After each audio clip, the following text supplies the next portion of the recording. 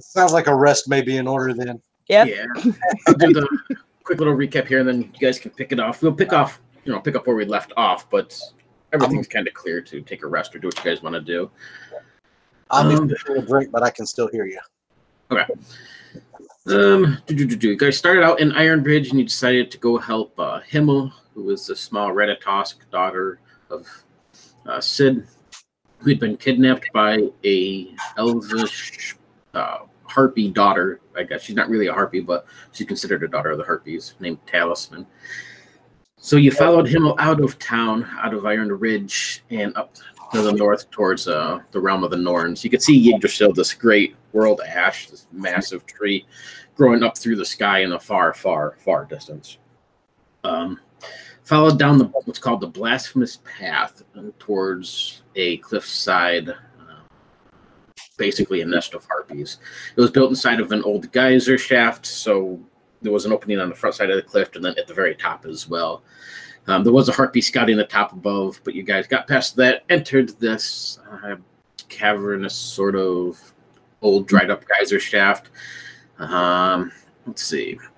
You dealt with a few harpies. You guys started a fire, ended up killing off a bunch of the people who were still alive from the fire pit, who were just had broken legs, but you burned them alive. Some of the harpies went to put out the flames. Vendrick and Himmel went up the geyser shaft with Vendrick flying. Himmel was climbing up through.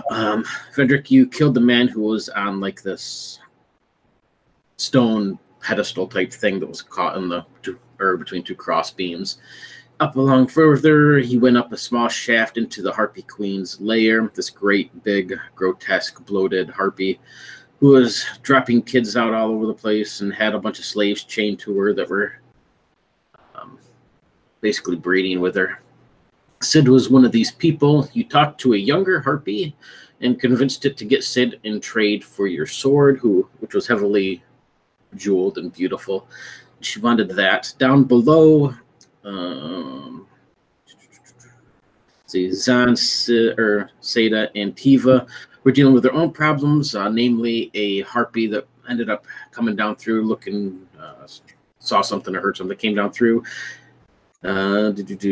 Zan got completely charmed by this beautiful harpy, and his guts torn apart, his testicles ripped up a little, but he enjoyed it very much, smiling the entire time. Seda was able to break the charm, or didn't quite get charmed all the way anyway, and started beating the crap out of this thing. But let's see. Vendrick, you were able to grab Sid, and you took off without helping, or without giving this harpy your sword. On the way down, though, Himmel got snatched, dragged up through the tunnel here a little bit as Vendrick took off. The harpy dropped Himmel down, though. She fell through the shaft, ended up snacking her neck and shattering onto the small outlying balcony area at the bottom, right across from Tiva. You dropped Sid off, came back, helped the others, got rid of this other harpy. Tiva got nabbed by one of these things and pulled up the shaft and dropped it as well. With a quick use of the web spell, you saved her, pinned her to the wall. Were able to grab her and get out of there, at least mostly everybody alive. Himmel did die. Vendrick, you grabbed her burying or whatever you wanted to do with it, but you did grab that. And you grabbed Tiva as well. Flew back to meet with the others who were all on the outside of this little outcropping. All of the harpies that were still caught in this smoking, flaming geyser area took off out of the way because of the smoke that was just pouring out of this thing. And you guys snuck back into the forest edge and started heading back. And that's where we left off. You do have Sid, who's unconscious. He's alive, just unconscious and looking like crap. I don't know where Zan left off and how you look. And I know Tiva was pretty badly injured. She ended up with it, knocking her head really bad and losing some of her smartness. Yeah, apparently my testicles are worth a lot of HP because I'm down to 8. Well, that's where most of your life is. Yeah. So yeah, I'm probably walking a little bit strange. Bow-legged. And yeah, that's where we left it off. So you guys have Sid, who's unconscious. Himmel is dead. Her head's cracked open, and yeah, rub it in. part of it's probably left back at the harpy thing. Oh my God. You guys never did come across Talisman, who was supposed to be the harpy's daughter. That's who brought Sid here, and you know that her parents were killed by the harpies, and she was taken in as a child, and really doesn't know any different. But the fact that these harpies raised her as one of them. From what Seda saw, she is elvish, or looks elvish in heritage, but she had these shadowy like wings that sprouted from her back as she took off when she kidnapped Sid. You don't see any of these harpies following. And as you guys move down this path, you'll probably spend a good hour or so moving down this path before you come back to the crossroads that would leave you south towards Iron Ridge or north towards the realm of the Norns. But there's nothing that seems to be following you, and they're long gone behind. You don't hear anything or whatever the case. So as far as like taking a rest or something, you guys could totally take a rest if needed, or whatever you want to do from there. Hey, let's take a rest in town, though, right? Yeah, we definitely want to get away from these potential threats out here in the wild. So you're not in any capacity to carry anyone, correct, Zahn, being that you're quite injured yourself? Oh, well, it's only my parts. Right. It's only my parts. Zahn, do you think you're capable of carrying Sid? He's not walking, as you can see. I'm good. Just put him back there. And you see my butt wiggling a little bit with each step. I'm looking around as well, see if I can find any twigs and or sticks and stuff like that to create some form of carrying device if it comes to a situation where Zahn needs to be able to move quickly, that we could transfer Sid to such a lift. Yeah, there's plenty of sticks and briars and whatnot around. You probably even have some large leaves and stuff. As further north that you go, you find as you start to enter the northern realms of the Norns and stuff, the foliage becomes a lot thicker and a lot denser, larger. So there's some definitely large palm type leaves and different things you could make something out of. I'm going to hastily do that. I'm going to craft some form of a carrying device. As you're piecing this together, Seda, you can notice that everything around is really quiet, uncomfortably so. And as you're binding the last of these pieces to the sleeves, Vendrick, and getting everything set, and you start headed south towards Iron Ridge to rest for the evening. It's only about an hour or so away. You hear this heavy flapping next to you, Seda, as you glance up into the trees, and you see one of these harpies leap from a tree, and it takes off sort of into the direction of where the harpy nest was. Then you see a second. And it takes a moment as you scan through. You're looking at these leaves. You see another person crouched on the tree high above. Her dark black armor, these pointed elf-like ears, these shadowy wings that seem to be hovering over her back, bright red eyes that glare down at you. And they seem to lock with yours for quite a few moments, Seda. And you don't hear anything, but you get this nauseous,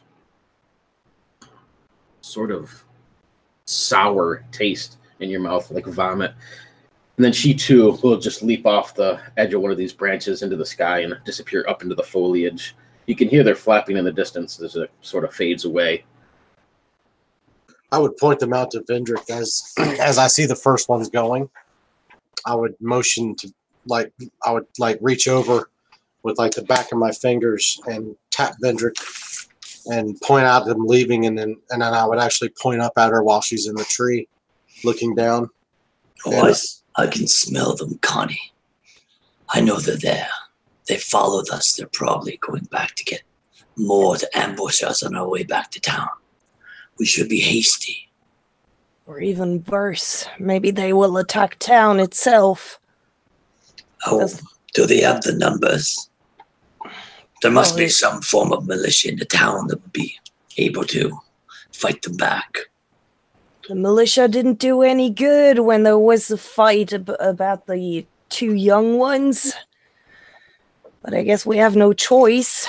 We can't hold them up, the three of us. I look at you with a cold look upon my face, and you can see now, being that I've exhausted many of my magical capacities, that Again, the fake illusionary flesh is dissipated, and you can see the skeletal form on my cheekbones. We rescued this one, and in the process, another died. I do not care to linger here any further and to tie myself to more people and to more death. I will see myself carry on after this one is returned to the township. We have to go north. We have to get back home.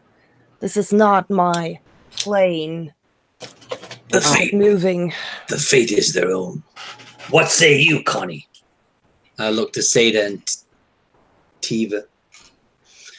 She'll be pulling Tiva along. Who's I can't remember. Was Tiva conscious? Yes, she's basically at 1 hit point, but she's going to be really confused and out of it for a bit as she cracked her head. I have no problem with putting her on the loiter thing that I've crafted if she's broken, and I've also got the broken form of the little squirrel girl, deceased as she may be, upon the carrying apparatus as well. Okay, that should work. Yeah, your friend needs rest. Yeah, no, I agree. And she would look back at her and she's like, everywhere we go, my best friend ends up getting more and more hurt. So at this point, I want to either go home or just kill every single thing that comes near me. So You did not go home first. You did not see what I saw within the shaft. We could never keep up with their numbers. They procreate a unbelievable rate. I give a good pull to my carriage thing behind me and start walking. What did you see? As I look back. Well, we'll walk as we talk, of course, and Seda would say, you pick up her pace as good as she can. Say, when he mentions being hasty. No, the blubberous matriarch, just spitting out new forms. If this is the battle that has gone on in the past, I fear it will be one that will continue for some time. It is not my fight. Your friend will be on the mend, and then we will be out of here. I have answers that I need to seek, and they are not here. I nod again, and I'll look at Vendrick, and I'll look back in front of me, and then back to Vendrick, and I say, kind of under my breath, Vendrick, I need to ask you something. Go ahead, Zorn. Anything? I don't want to be racist because that's the last thing I should be, but what's wrong with your face? This was not always my face. I was once a handsome man by all standards. I had a wife that thought so. That was nearly 200 years ago, Zorn. And I don't know if you're familiar with humans from my realm, but we do not live that long. And I do not live. I've been undead for 170 years by my reckoning. I'll look over to Seda, wide eyes. Undead. Indeed. I have been cursed. I have been cursed by one of these so-called gods of yours. Not yours particularly, but I say that in a broader spectrum, of course. So she would jut a finger out towards Zan and go, aha! It's not a cold. No, apparently not. I don't think he can have colds. Can you? You're correct, son. I have not had a cold in a very long time. That said, he just continues walking, not speaking anymore. Seda positions herself on the other side of Zahn. And every once in a while, she'll be like peeking up over Zahn's, like, not the man's shoulders, but the back looking over at Vendrick and clutching onto her satchel of throat lozenges that she tried to give Vendrick earlier. You do not need to worry about me. I am not a zombie or a ghoul or any of these types of the unliving that you might have experienced in your journeys, Seda. I am something different, something more. It's still kind of scary, and it's going to take me a little bit to get over it. Just think of me as a primer like yourself, once removed, finding myself at the gates of Sigil, where anything goes. You will find out in time, for your stay there was short. Look at this magical beast in front of you. Do you have these creatures from which you are from? They certainly did not exist on my plane, or my prime material world. Zon is an oddity to me, for I have lived in Sigil for a long time. I too find myself a little xenophobic, as in, I do not know many of these species or their backgrounds, for I spent most of my days in study and in crafting fine books. Zahn, looking really nervous from one to the other while they're speaking, suddenly pipes up then with a good new change of topic. Speaking of learning and books and such, we still have that eye. Yes. Unfortunately, I cannot use it because it needs to be placed into living flesh. Now, at some point, I may acquire something, a familiar of types, maybe a beast that I can use for my bidding, for I can connect with it mentally and talk to it using my magical prowess, but I must find such a beast. I look to the dead form of the squirrel girl back there. Oh my goodness. I should be more apt to looking for such a beast, for some are quite capable. As for long this as you endeavor. don't choose your goblin friend, that would be a disaster. Yes, I will find Feegly again, but I will not use him for this. I yearn to see Feegly. I yearn to see that empty room and the one that was responsible for the death of your father. I fear there will be little left of him by now. But yes, that is my desire, to return to Sigil, to pass on that what we have known to my betters. And then, if they choose it, to continue on this endeavor. And I would love to have you, and you too, Tiva. Tiva?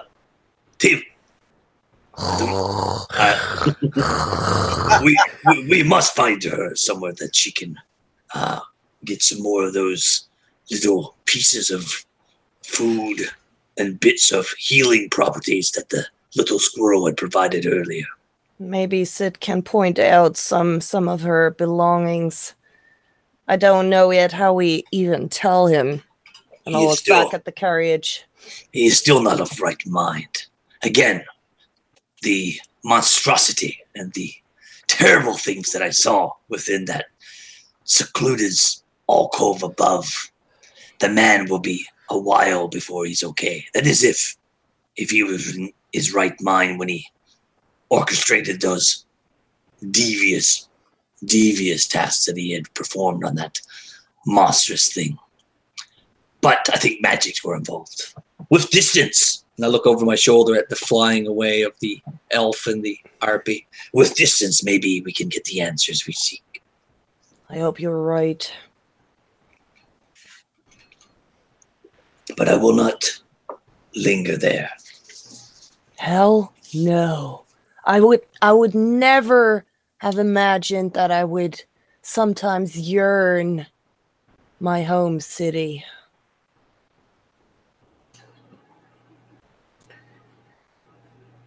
This path you're on, you've already followed it once to the north. As you follow it back to the south, you come out of this mountainous region, looking down to the edge of the plains where the mountains connect. This town of Iron Ridge. It seems like most of the festival is over with. It'd be getting on in the evening as you come down the mountainside path and head towards the city. More of a town, really. And by the time you reach it, dusk would have been fallen. The sun, this glowing orange-colored orb in the sky, settling over the horizon of the outlands. The town is quiet, save for this man sitting in front of the gates that you once exited from and now preparing to return to. Sits in a chair, kind of cocked back on the two back legs, leaning back against the outer wall of Iron Ridge, book in a hand, He'll chuckle to himself every now and then and slap his knee, take a sip from a flask that he pulls out from under his vest. Waits until you get quite close before he even acknowledges or notices you at any point. Let his chair fall forward and stands up, propping up this spear glaive type thing that he has in the dirt, looking quite as if he wants to be imposing, but clearly not very imposing at all. Result, who goes there? Oh, Ruse, you know us already. Ah, yeah. Well, you must be returning from after all the festivities of the day. Most people stay within town during the festival. What you be doing wandering around out here in the dark? By God, what's to happen to Himmel? He'll run over and, dropping his spear and just run over towards where Himmel is in this little makeshift thing. His eyes will scan to her, see Tiva, and then rest his eyes on Sid. He says, by the gods, what have you done? We rescued them. Mm-hmm. Almost died in the process. She sacrificed herself to save the life of her father. He'll reach down, sort of stroke back the fur from this young humanoid squirrel's face. She is freshly dead. Maybe you have some within your churches. And I spit. Some within your religious orders that might be able to reclaim her soul and put it back in the husk of the body you see before you.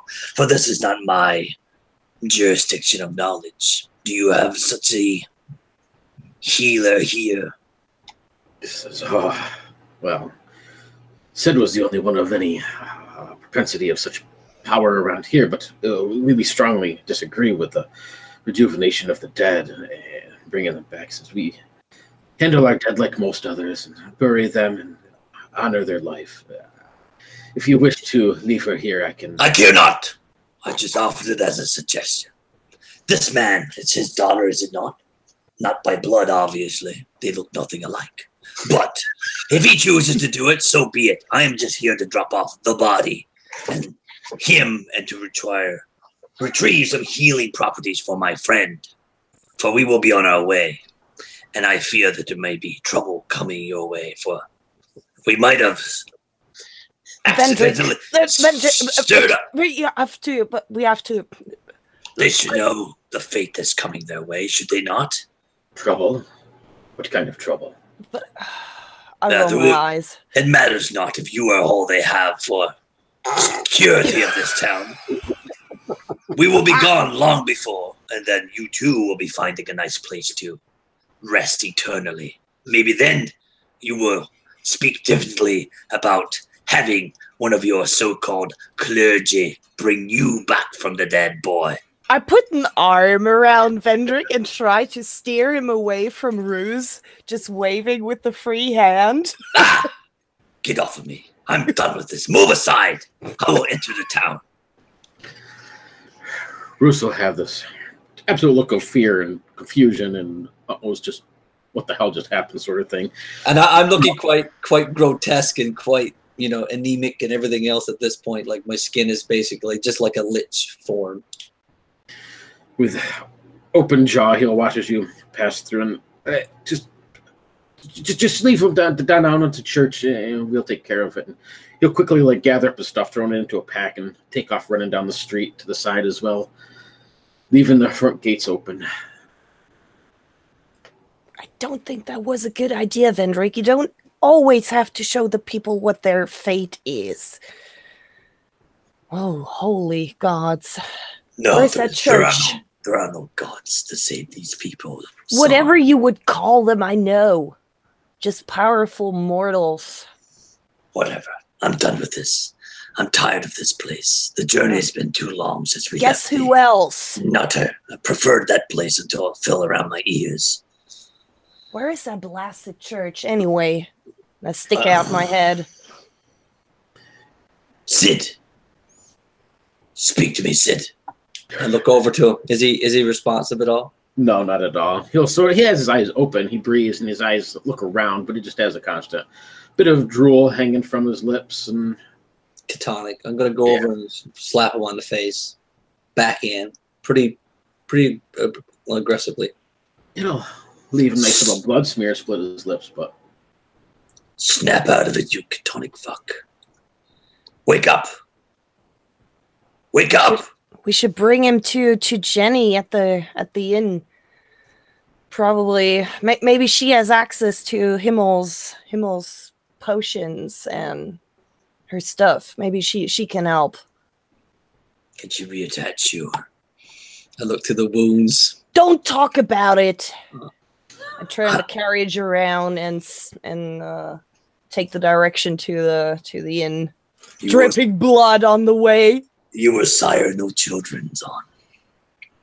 And take it from me, it's probably better that you do not. For the loss of a child I stop. is something that you will Stop never... and I point my finger at him. Listen, Vendrick, it's not always your turn to talk. You talk way too much, starting from ruse and ending here. Very well. Lead on then. I will. Turn around again and... Jenny, is it? Jenny's gonna save our day. It's Jenny. Sure. Whatever. Drip, drip. yes, the streets have quieted down here in the festivities. There's a few drunkards that wander around and sip from their flasks. The Happy Griffin seems to be, half filled with people who are finishing up dinners and stuff as you come in. Jenny will be behind the counter. When you come through, she'll offer this quick, warm greeting and a wave that she sort of stops midway through, her eyes wide, and she'll leap over the counter and run towards you. And the last I seen him, he was perfectly fine. Where did you take him? Well, we didn't take... Well, we took him from the Harpies. The Harpies? Himmel... Yes, he was taken by them, and Himmel saw it and asked us to help her. Sadly, she didn't make it. See a tear streak down her. She looks down at Himmel and sees Sid in this condition. Tiva as well, kind of unconscious on the stretcher. Everybody looking a little bit rough. She'll turn around. Everybody out. Everybody out. And she starts to clear this thing. She'll yell over to a couple of the patrons who also start ushering some people out. So just bring them to the back. We'll set them, at least wrap them in warmth. Please, at least. We haven't heard from the Harpies in a decade, if not longer. I was just a wee little child. So what does this have to do with the Harpies? Maybe they needed some more men to breed. I don't know. Vendrick here saw some very disturbing things in one of the caves. I saw nothing. I'm just grumpy at this point. Just arms crossed, like not even making eye contact with anyone. We saw some disturbing things in the caves. They apparently get men to breed their breed. Yes. I am quite familiar with their practices. Let's just... Jenny, we need some help. We really need some help. Do you know of Himmel's healing properties stash? Do you know she has something anywhere? Outside of what she carries on her, or whatever might be at Sid's house or the church. She says, I'm not a healer. I know how to make soup and make a mean beer, but I can at least wrap all of them up, and we have plenty of rooms to spare. We can maybe do something.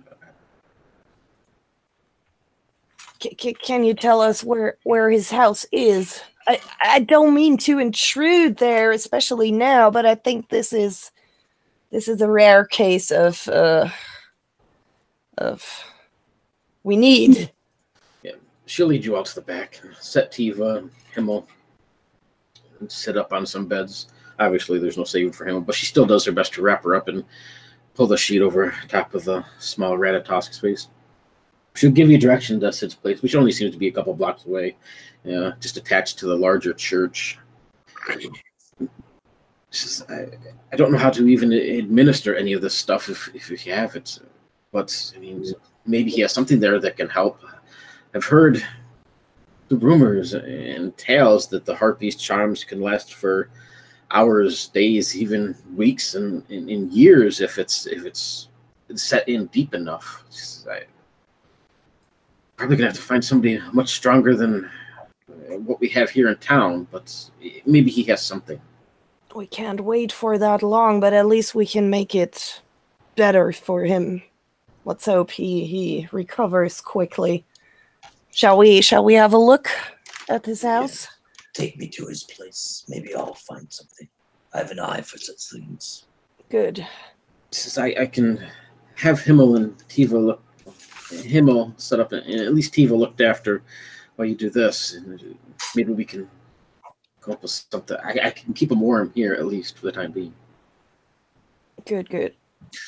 Seda was, while they're in the house, nervous about the harpies. Would just take her axe and, since she's not really that hurt, she probably has just maybe a few bites of that bacon that's left. She would just kind of pull it out and then kind of stand outside the front door, like, well, I guess if there's a porch, and just keep an eye on the sky and the town. Is it nighttime or is it daytime or? Nope, it would be early evening. It's starting to get dark, yeah. So she would just be at this point feeling really bad. Seda genuinely, and you could tell by looking at her face that she really feels terrible about the fact that Tiva, all of them, but Tiva in particular, keeps getting repeatedly injured over and over and over again. So she's going to take up guard outside the door to keep an eye out in case any of these harpies decide they want to come into town. She wants to be able to see it coming, if possible, to be able to warn the others in time. No surprises, kind of a thing. Yeah, Ginny will keep the others, wrapping them up, and sending you guys over to the house. Sid's place is like any other here, nothing overly fancy, simple little cobblestone building attached to the side of what was a church. It seems like it's in pretty bad disarray now. It's usable and all, but it looks like it hasn't been upkept in quite a few years. Inside, the place is completely bare, almost save for a few beds, a small sink, small dishes. You seem to have lived a very minimalistic sort of life. There's a few books along the shelves, a small desk that has some notes and odds and end papers on it and stuff. Nothing that really seems out of the ordinary otherwise. I will find rest here, Zon, before I continue my search deeper to see if any of this materials is of any worth. At a cursory glance, it looks to be garbage, just like this house and its meaning. Garbage.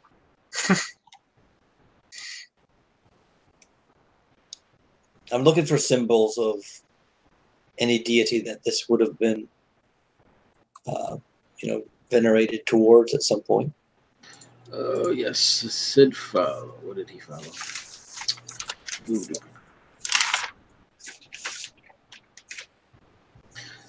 Living of crows. Yeah.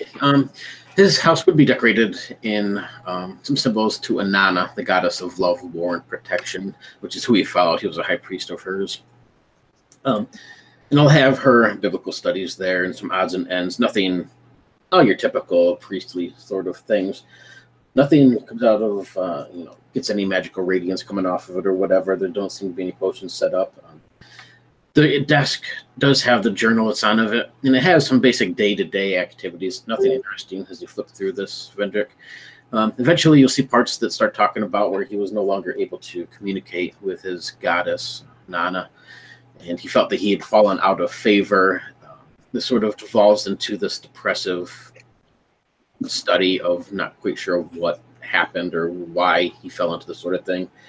And that he had found him on the outskirts of the town and taken her in as almost as a comforting, thinking that he was meant to fix himself or appease the gods through this. But otherwise, nothing otherwise out of the ordinary. All right, so I take note of this goddess, this Nana, and that she's no longer giving divine power. And as we had suggested potentially to Sid earlier, our guess is that potentially this god might have seen its true end as well. But there's no more pertinent information. I just make a couple notes in my little notebook / journal that I carry, and just write the name of this deity and what its domains are, etc., etc. All this information will be known by my order, but I will pass on that this is another one off the list. Mm-hmm. I'm not feeling saddened at all. I'm actually feeling a little bit of rejoice and happiness as I sit in this squalor of what would have been once a house of a god. Outside of that, there's a small little nest in the corner. Not quite a bed, but it looks like perhaps Himmel's bed, but it's more nest-like. To the side of that is a small chest which has all of her surgical tools in it. Much like the ones she already has, some that Kiva grabbed. Basically, just a secondary set. No flowers or any potions are in that, though. It looked like whatever she had grabbed on her and taken with her. There's like basic bandages and antiseptics and stuff like that. Yep. Maybe you should have a look at this, Zon. Get those wounds cleaned up. We do not know where this journey will take us, but I imagine there's lots of foulness afoot. You would want to get any infection set in. And again, I stare towards where your testicles once were. I move my leg in a way that you can't stare at them. Oh my goodness. Yeah, I do what I can with what I find there. I will volunteer to help you if you would like. Zon. I'll look up slowly, like the what the fuck glance. I put my hands up in a defensive posture. Have it your way. I will. And I go around and just rummage through the papers, and as I'm doing so, I'm like throwing it all onto the floor in this mound, almost like a fire pit starting to form as I start to put all these paperwork and stuff. Is Sid with us, or he's back with Jenny? Yeah, he's back with Jenny. Yeah. I don't think there's anything else we can do here. If we cannot find healing properties, then we will have to make do and make good our flight from this place. Like you're not for it. Definitely. We should go, yes. What say you? I look to the dwarf is not with us. It's just me and you, Son. She's standing out on the front porch. How is your friend? Do you think we can carry her if she's not capable of walking on her own fruition? Seda. Can you carry your friend? Oh, I'm sorry. I thought you were talking to Zon. Yes. Did you get bumped on the head as well? Well. I was out on the front porch. I didn't know you guys were Yes, So I can carry her. We can make good our escape from this place then. I do not want to run to bring further, but I worry not. These people cannot stop us. Do you not think it would be...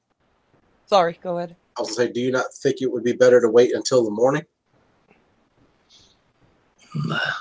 I could use a few hours of rest to restudy my spells and to mend my clothing, for I want to present myself if we find ourselves in the company of better people than these.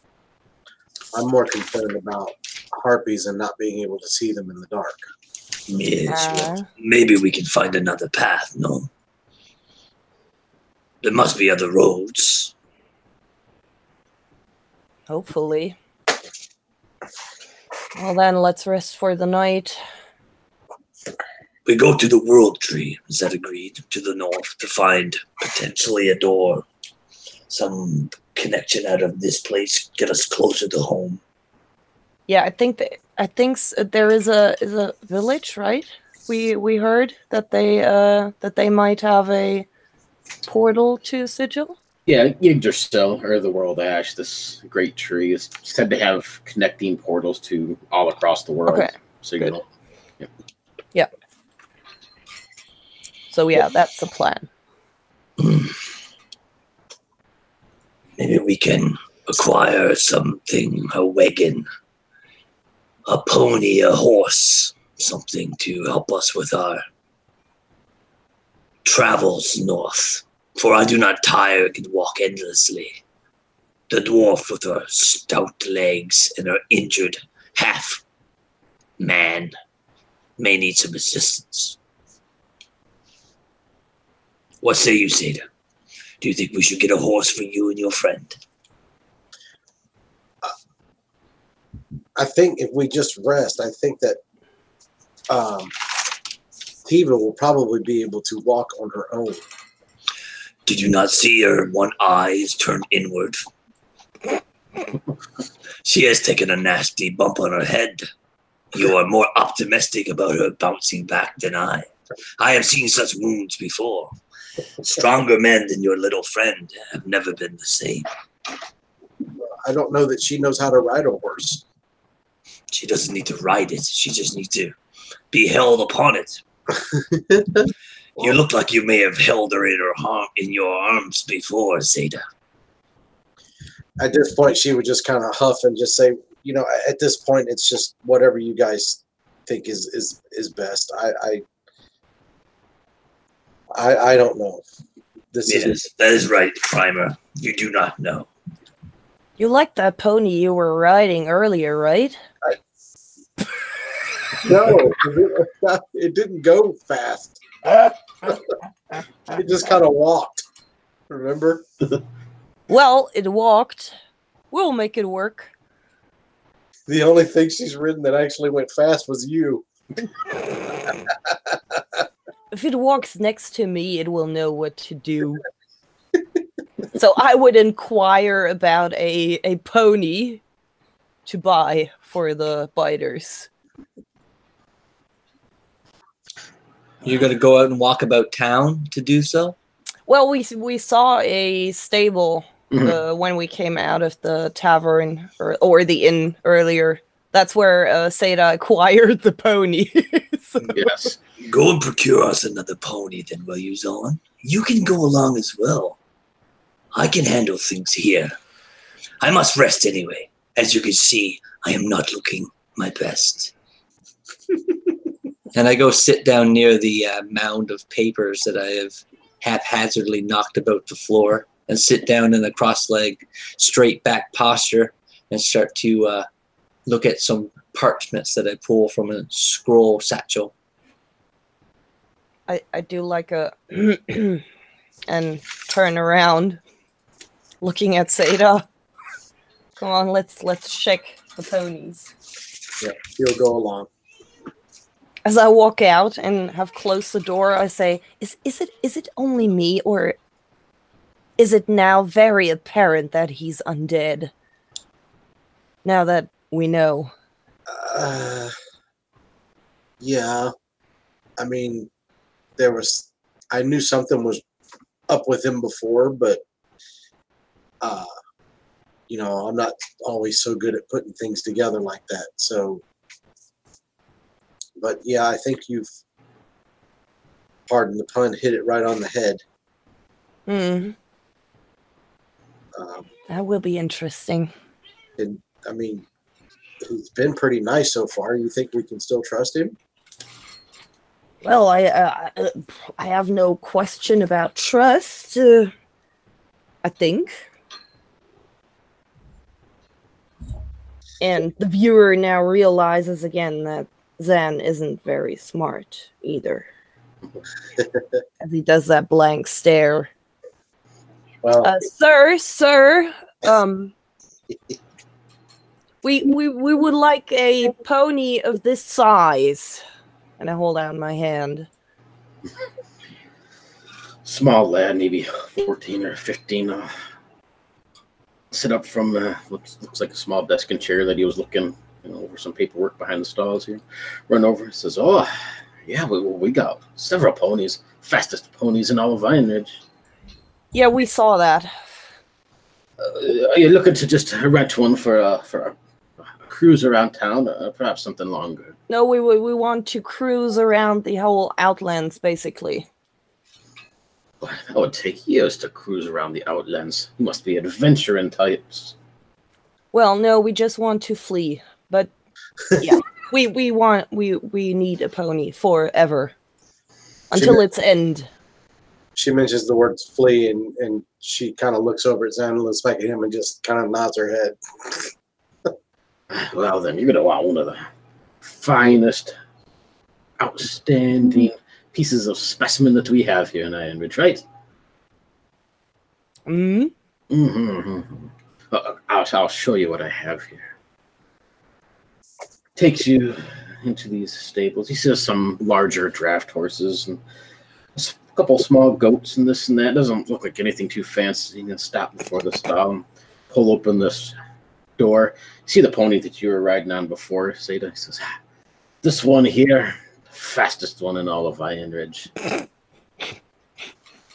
Ironically, it is the only one we have that's for sale and not being stabled here by somebody else. But if you are interested, well, a couple copper and you can be on your way. Oh, that's good. Hang on. Copper. Well, yeah, we're running out of space here, and we need to free up a few stables. I'd be happy to let her go cheaply. Does he run out of space? Oh, there's lots of empty stalls here. I get really close with my face to his, and I say, listen, young man, I'm not a horse, but I have 4 legs too. 3 by the looks of it.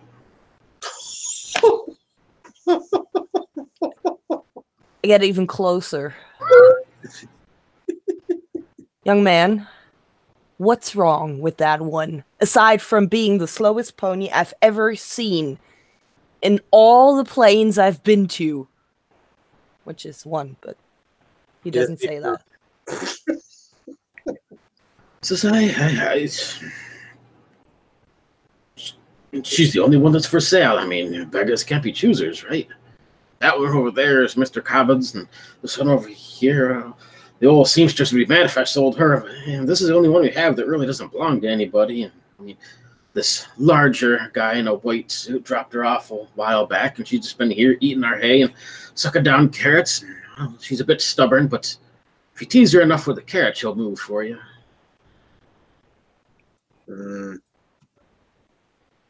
I think you both will get along nicely, Seda. And I grab some coppers out of my purse and give it to him. You put some carrots on your side of the deal as well, right? Packer bags full of treats and trickles. You can be sure of that. Perfect. Deal. Toss these coins in his pockets and run over and start securing up a simple little baggage to go over top of the pony shoulders and stuffing some hays and carrots, a couple water canteens, and some other goods in there. She'll be ready by morning. Morning? Do you need it sooner? Well, no. Okay then. Well then. And I walk out awkwardly. Sato will look at him and kind of flex her arms a little bit and just tell him, say, make sure that she's in good shape in the morning. And I'm really not in any mood for any kind of dirty deals. No. She's a bit stubborn, but she'll move for a carrot. If you treat her well too, she just not the fastest pony, but the fastest one we have for sale. Okay. This will be interesting. She kind of gives him a side eye as she walks out. To be ready by morning. As we're outside, I just say, don't say anything. I know. And I would drop off the stuff here. We found some medical, like bandages and such, right? For yeah. Left. Yeah. So I would drop that off at Jenny's and tell her that we're staying at Sid's house. So I can offer you a room here at the inn if you need be. I mean, I don't know how big Sid's place is, but you're always welcome here, and it'd be a good night's rest. That's very kind, Jenny, but I think our third member needs a little bit of me time. You know. She'll look at your mutilated junk and back at you. Whatever fetish floats your boat. But if you need a place to rest, then so be it.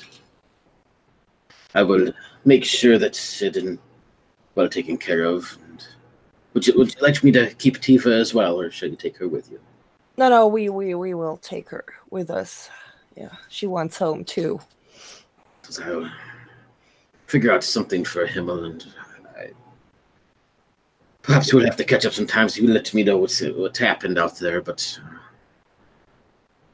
you seem like nice enough people and seem to be protective of these folks.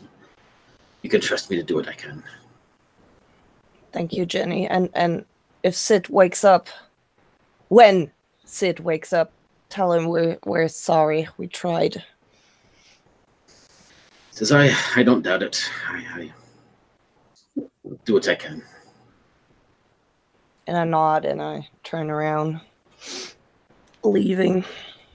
She'll go back. She's got a nice clean bucket of water. She keeps damping over top of his head. Looks like he's in a pretty bad, feverish state at the moment. But mostly catatonic as you leave. Are you headed back to Sid's to rest for the eve? Yeah, I guess so.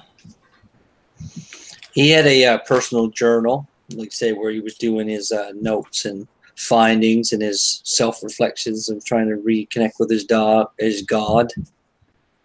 I'm going to leave a pretty cryptic message in there for him, telling him that indeed his fears were founded, that his God was never a God at all, just another entity, just like rub it in. so many others, and that his fears were founded that entity has expired, and that he should go and tell the masses, anyone that will listen, that this fate will befall all the false gods. I leave it in his journal. Yeah, whatever seems to be had the most recent entry. Like if he does get his wits back again and was to revisit his old life, that he would find it there. Yeah, it looks like it hasn't been written in for about 2 weeks or so, but definitely something he keeps, in hand. All right. Is there a hearth or some kind of fireplace or something here? Yep. I will burn all the religious books and papers instead of burning down the whole house or the church. This time, I'm still going to rid this place of its doctrine. So you throw all this in. You could hear the door open as Sid and Zahn, carrying Tiva, enter. See Vendrick warming himself, reportedly anyway, by the hearth. That's it too. I'm like putting my hands up as if I was warming my flesh. And as you see the flesh of my hands now, you can see that the color has returned, and the skeletal form of my long, elongated, bony fingers are now covered once more in illusionary flesh. And I look over my shoulder and rub my hands together and then put them back in front of the fire again. That looks better. Yes, well, when I get tired, I am not my usual joyful self, Zahn. And how about yourself? Did you guys procure the pony as requested? Yes, we did. And I kind of have a bad feeling about it, but it's the only one we could get. So I guess we have to make it work somehow. And Sid, I looked to Sid. He is still not responsive. No. We left him there. In the inn.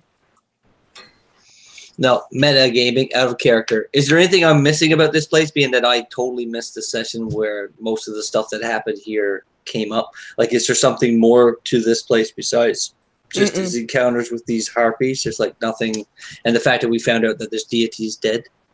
No. Basically, there was just a small town on your travels. You were looking for something, basically. Right. There's no major plot points that I missed, being that I wasn't present. Nope. Mainly just this guy is losing his connection with his god and the harpy bits. Yep. And we just got here because we needed somewhere to stay before we could continue to find a portal back home. Very good. That people you talked to did mention Yggdrasil would be your best bet as far as portals go. They think that there's one here that connects to the abyss, but it's probably not where you want to go. No, thanks. But otherwise, Yggdrasil is connected through the astral to pretty much everywhere, much like Sigil is. So, and we just got a general direction in which to travel, not specific roads and/or. Yep, anywhere to the north, the main northern road out of the town, which is what you followed to the Harpies. But once you got to about the Harpies path, you could see Yggdrasil in the distance. They say it's about 2 days travel to get to the true edge of the forest, but you can see like a mountain range in the distance, basically just this huge sky-spanning tree. And when we went out to the Harpy and came back, were there multiple roads and/or paths we could have taken, or just the one road that we used going and coming back? Just one main road. There's other ones that branch off to the east. Not so much the west. Not so much the east, because that would lead to the edge of the Outlands. But there's other ones that head west towards like Sigil, what you would assume.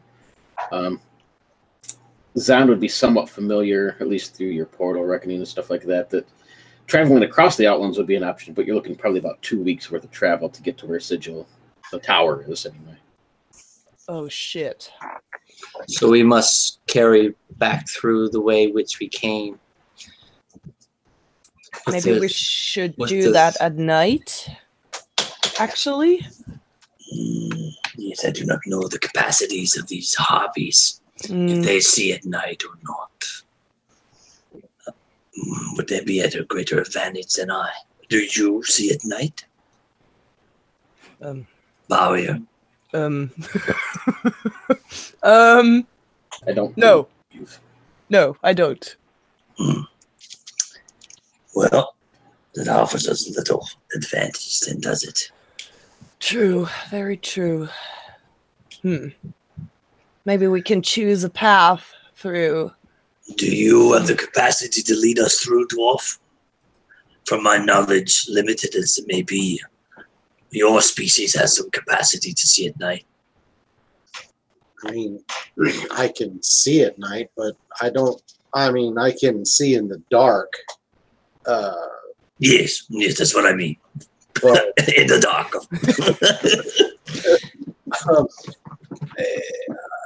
I'm better at trying to pick a path if we're underground.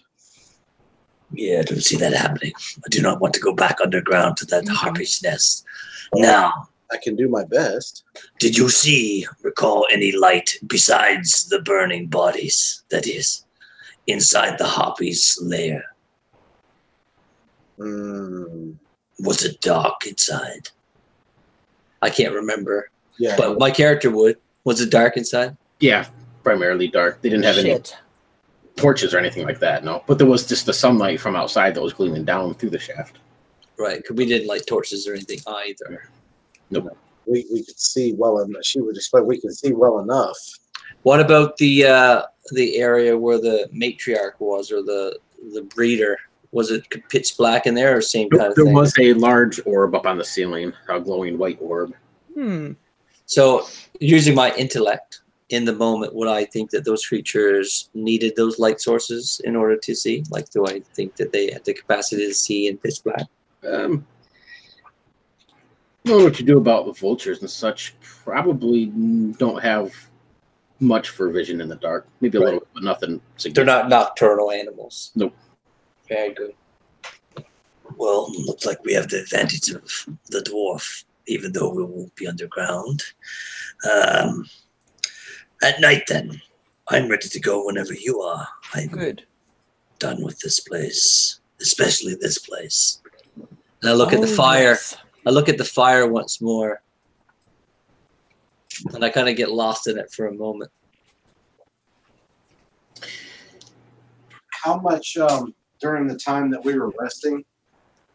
How much health would say like Tiva have gotten back? Jesus, D6. I'll just roll for her and tell you. The same for spells. Do you get all the spells back after like an equivalent of a night's rest? Yeah, just consider it a full rest, so you'll get all your spells back. You can give Seda 17 hit points back, and Well, then I'm good. or, I'm sorry, Tiva 17 hit points. Seda, you would probably heal all the way back up. Whatever your hit die is on, you can heal back up as well. Okay. One hit die, yeah? Well, whatever your level is in hit dice. So I think your level Oh, okay. 3, 4, whatever it is, and D10. 5. 5. Yeah, that's right. So Mr. 18. As you look into these flames, Vendrick, think back, to your home world and this battle when you saw your son die. What was your son's name? I did not write a name down, so let me come up with one, unless you want to do so. Come up with one. Just type it into the chat for me. But as you sort of look at these flames, you can think back to that. You get to watch the flames dance and move and sort of ponder away for a few moments before the others sort of snap you back to as you get ready to leave in the evening. By the time everybody rests up and you get your spells replenished and stuff, it's going to be early morning, probably like 2, 3 a.m. in the morning. Most of the town is quiet. The moon breaks overhead, sort of this eerie white glow that cascades across the land. Enough to see in the distance with, but not bright.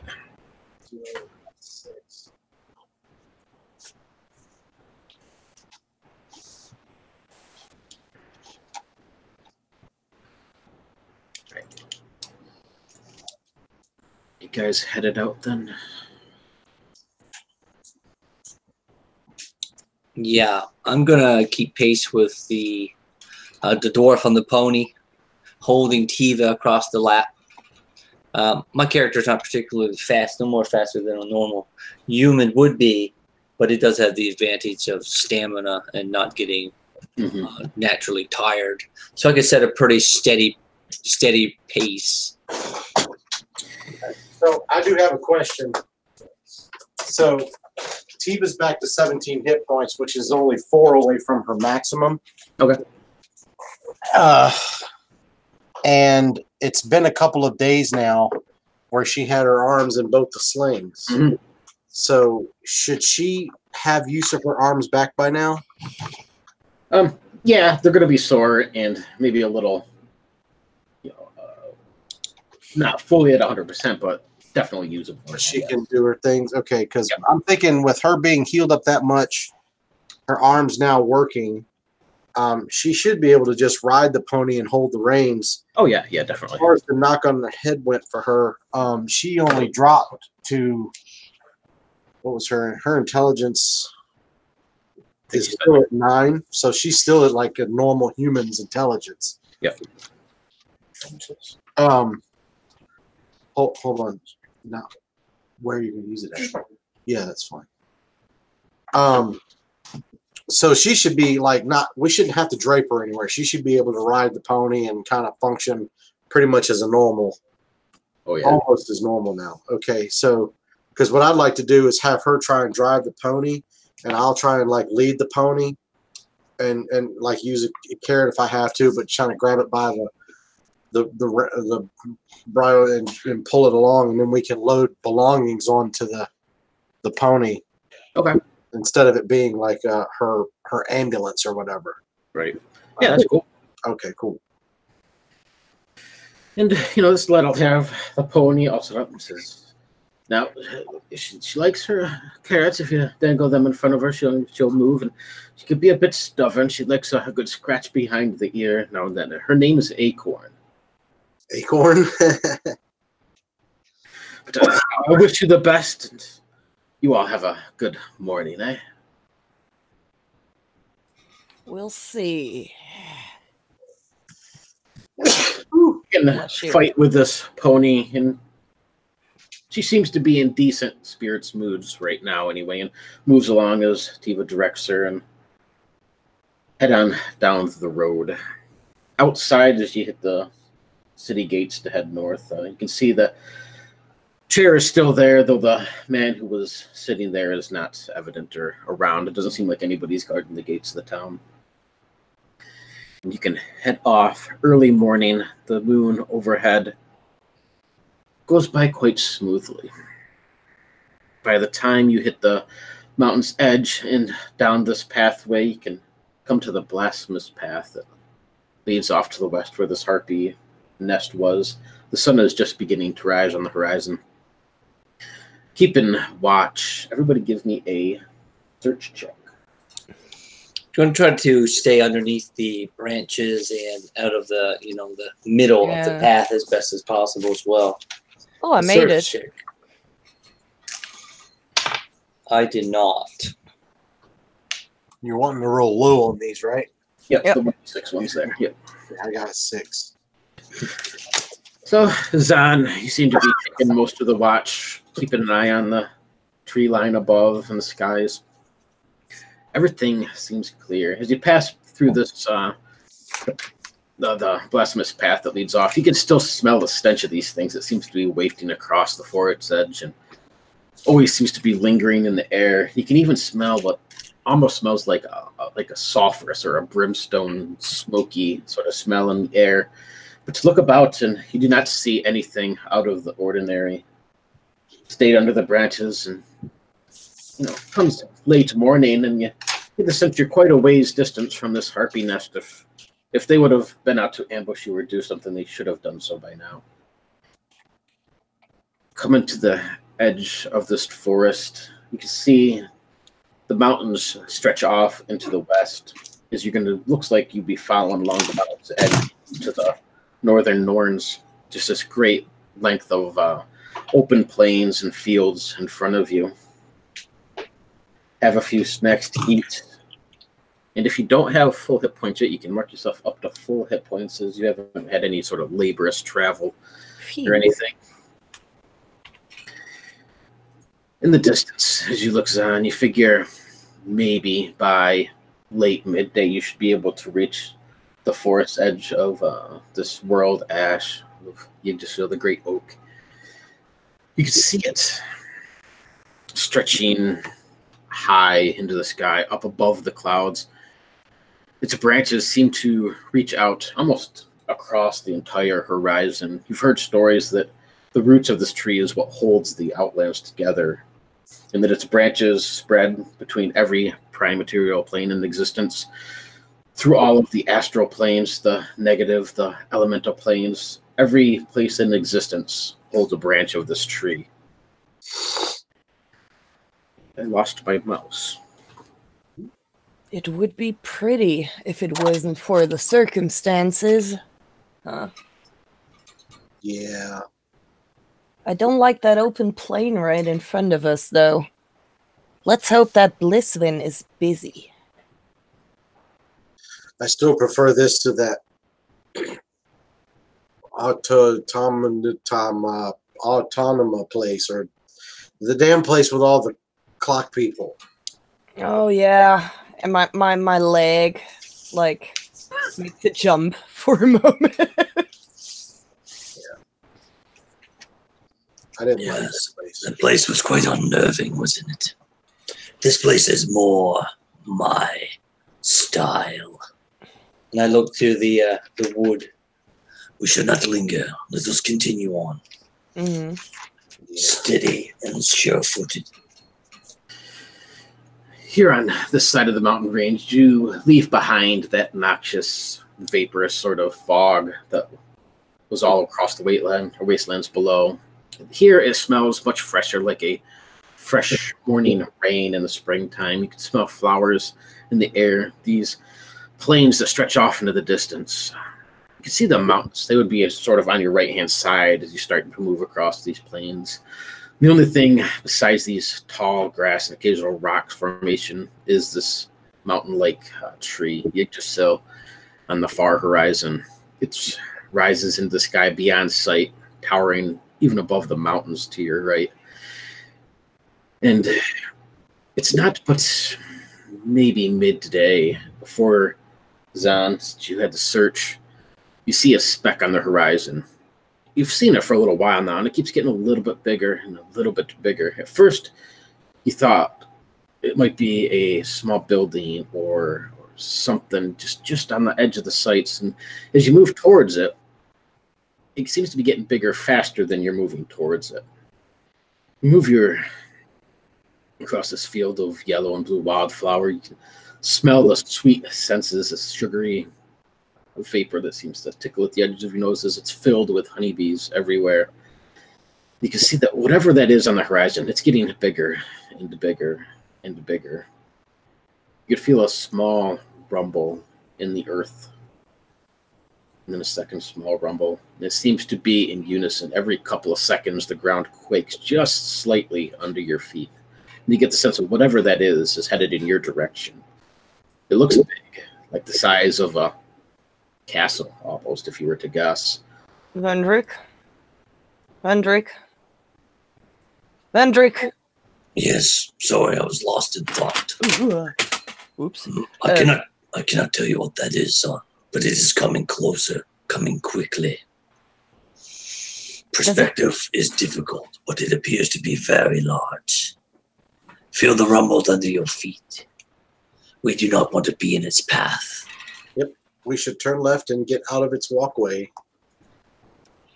For advantage, we can't tell if it's a living creature or if it's something that is a castle. Yeah, from where you're at, you can't quite tell.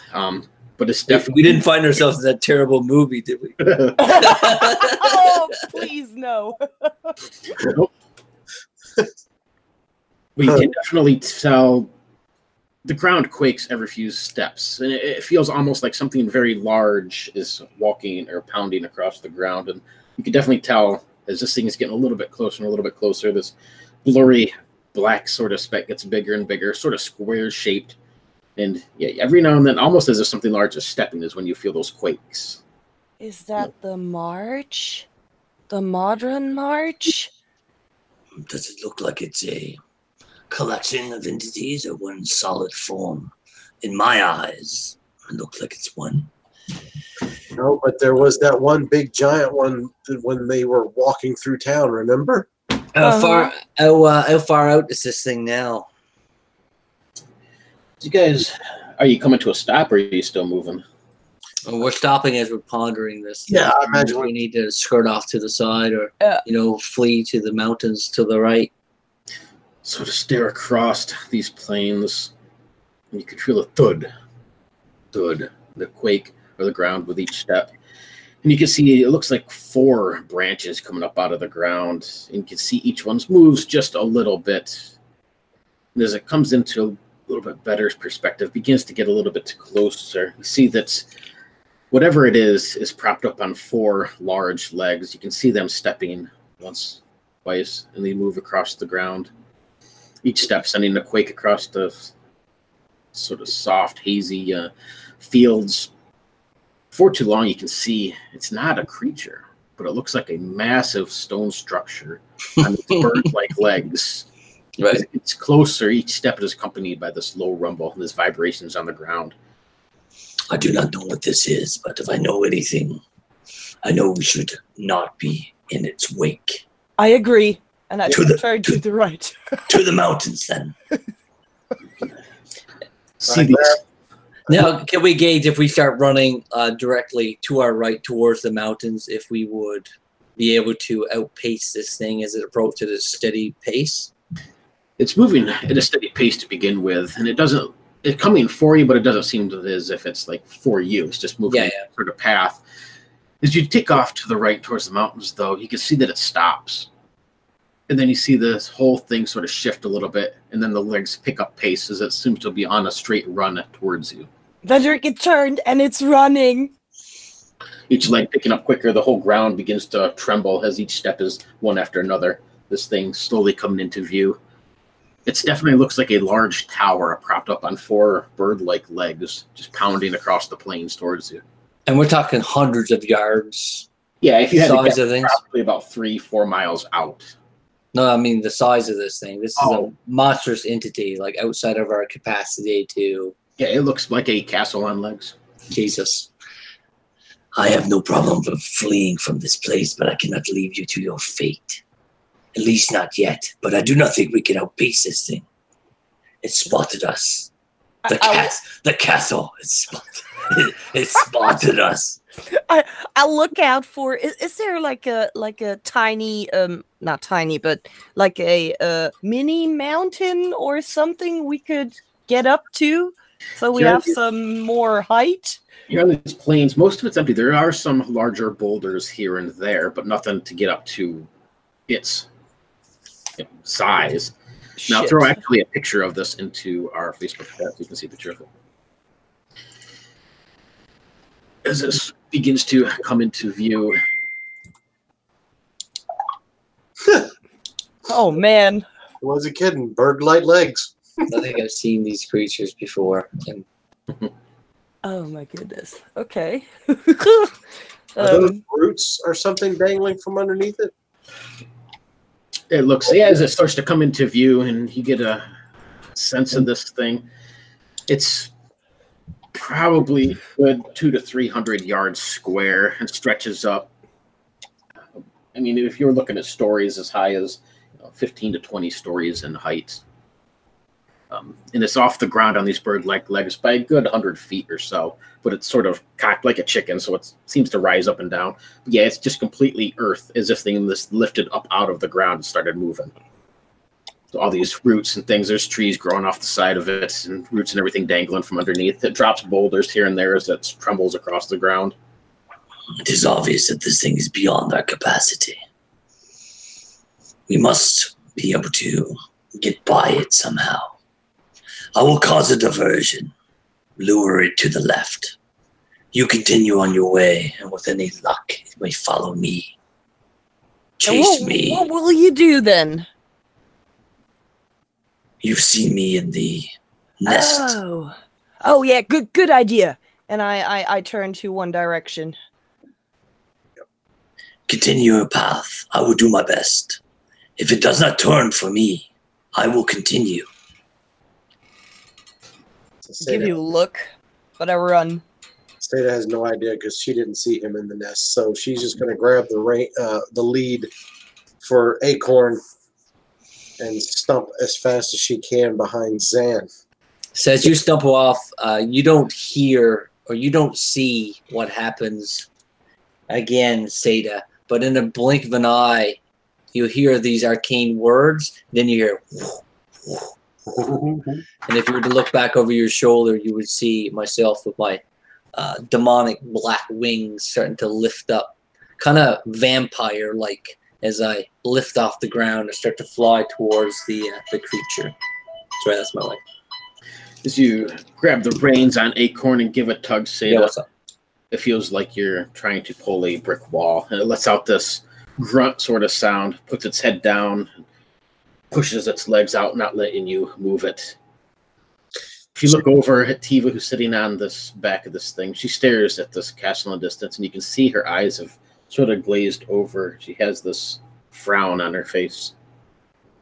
I'm going to reach into the pack and pull out like a whole handful of carrots.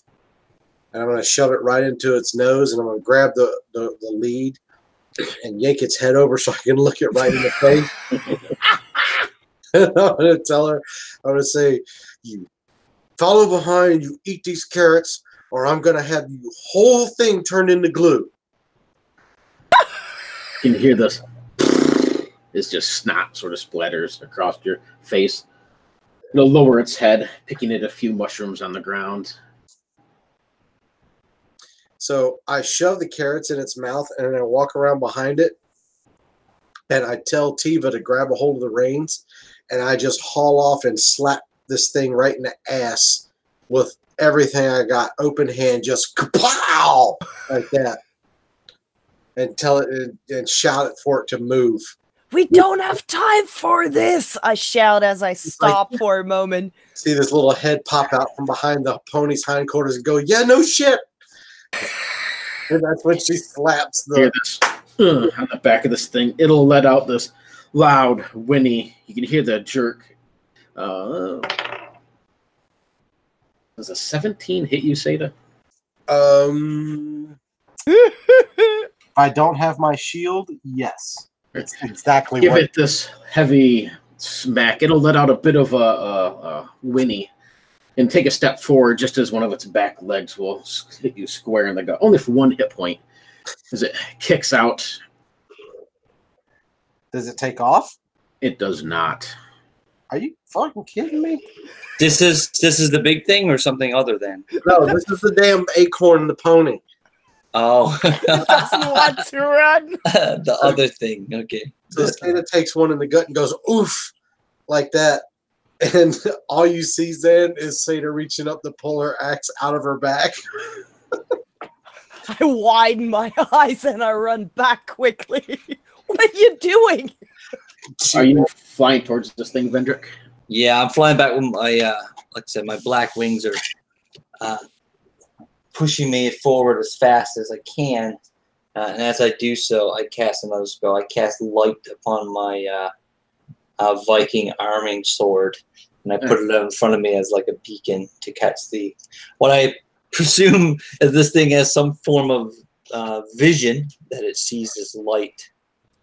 And I'm trying to draw its attention to myself. As you rush forward towards this thing, you can see that it actually starts to slow down a little bit, and then it stops as you're maybe like 200-300 yards away from it. And the whole legs kind of sink in a little bit, and it rests itself down onto the ground. The fingers, the toes of these claws tapping at the ground.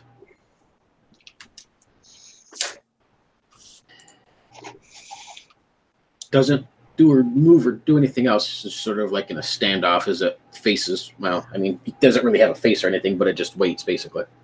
All right, I'm going to circle around it again, just waving my sword around just to try and get it to follow me. I kind of like fly out, a few 20-30 yards and look over my shoulder to see if it responds. If not, I'll go back and do it again, just trying to lure it, to bait it if I could. As you get closer, you can see it looks like it's made of stone. It looks exactly like a castle that's been lifted up out of the ground on these chicken-like legs and has been walking around. There's no front face tied to it or anything like that. Very well crafted, if it is indeed organic or built anyway. You circle around it once and twice as you come back around to the front side of it, or the southern side of this thing that was moving towards you. You see a bit of movement, and then you see a small man, maybe 5 feet in height, real dark-skinned. He has dressed in brightly colored tie-dye robes, steps out onto a balcony, starts waving his hands frantically towards you.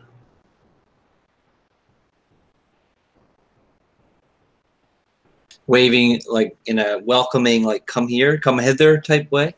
Trying to get your attention, yeah. Yeah, I fly over in his general direction and kind of like just loom myself right in front of his eye level. He looks human. These bright tie-dyed colored robes, darker skinned. You can see he's missing all of his lower teeth, but he has all of his top ones are bright, pearly white. He says, "Hello! Please pardon the intrusion. My name is Tiak, but you could call me Bert.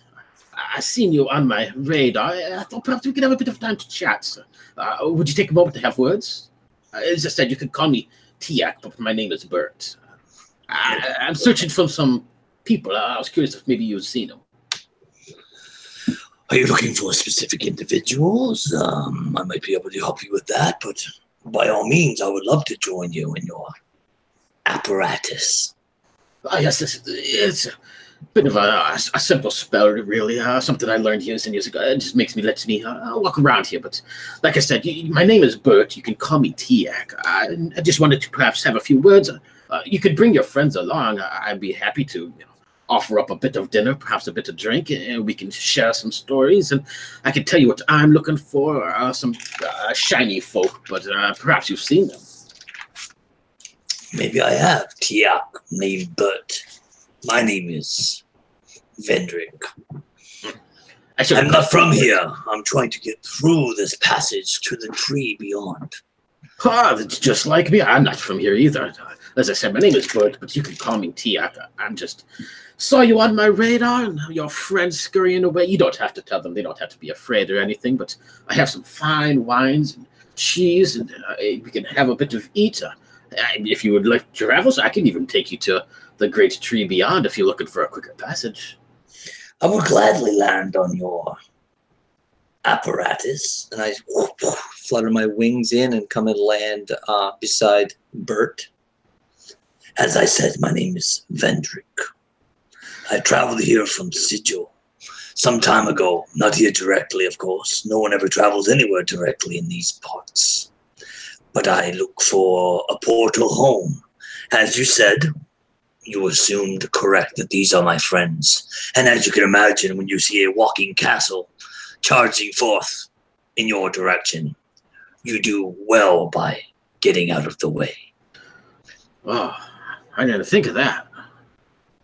Yeah. I wouldn't have squished you, don't worry. At least I wouldn't have meant to squish you. It would have been an accident by all means. Sometimes I just don't realize how fast I'm going. We've seen many things. Modrons on the march, actually, but we were not entirely unsure that this wasn't such a thing until you got a little closer and we saw that it was a castle. Also quite odd. But, as you say, if you erupted this thing through a simple spell, maybe you could pass on some of that arcane knowledge. That is, if I have something to offer you, of course. You are looking for shiny people, you said? Ah, yes. Looking for, they look like lizard creatures. Shiny, scaled armor. Quite beautiful, in fact. I just was hoping to speak with them again. I stopped and had a few words with them, and, well, we had a few pairings, and they had a bit of bite to eat here at my apparatus, as you call it. I made sure that they called me Tiak, because my name is Tiak. You can call me Bert, though, because I let my friends call me Bert. And, well, they had to go, but it seems like they might have forgot to give me a few things. I'm in the search for them, but like yourself, I'm not from around here. I'm from a different realm called Elviria. Maybe you've heard of it. Beautiful place. You should visit sometime if you ever get the chance. Many people there. It's quite a wealthy nation. But what do you say? A bit to eat, some fine drink. Perhaps your friends can bring his pony aboard? Very well. Let me go down and talk to them to see if they are in agreement with this gathering of friends. Bert, Tiak, and Vendrick. Be right back. Don't go anywhere. Of course. Would you like a bit of wine to take with you? No, that's okay, but Cheese? I have a lot of cheese. I flew up here, as you saw, obviously, but my friends obviously cannot do the same, or they would have done so. How would they get us into this apparatus? I could just throw a rope ladder over the balcony. They'll be all right. Very well, I'll be back. And I fly off and down towards Tiva, Seda, and Zahn. I land abruptly, and as I do so, the wings dissipate. What are you doing here? No, the plan has changed, Zahn. It appears that this one, by the name of Bert, that we can call him Tiak, is friendly. He's offered us drink and food and passes through these plains towards the tree. You talked to the castle? Not the castle. There is what appears to be a wizard. He says he's from a realm named Alvaria. Oh. And you think I would he say can he be was trusted? It's hard to say. He did not threaten me. He only offered me food and drink. He said he was looking for some shiny lizards, that he had made acquaintance with them and they had forgot to give him something. That was a bit alluring. I do not remember in our travels of coming across such creatures as lizards wearing shiny armor, I think he said. Out of character, did the lizard? Yes. Yeah. Did they look like that? Yep. You guys don't came you across. remember?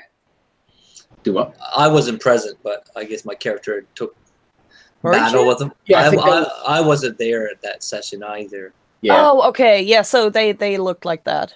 Okay. So I do know that, but I didn't pass that information on to him until I gathered my allies.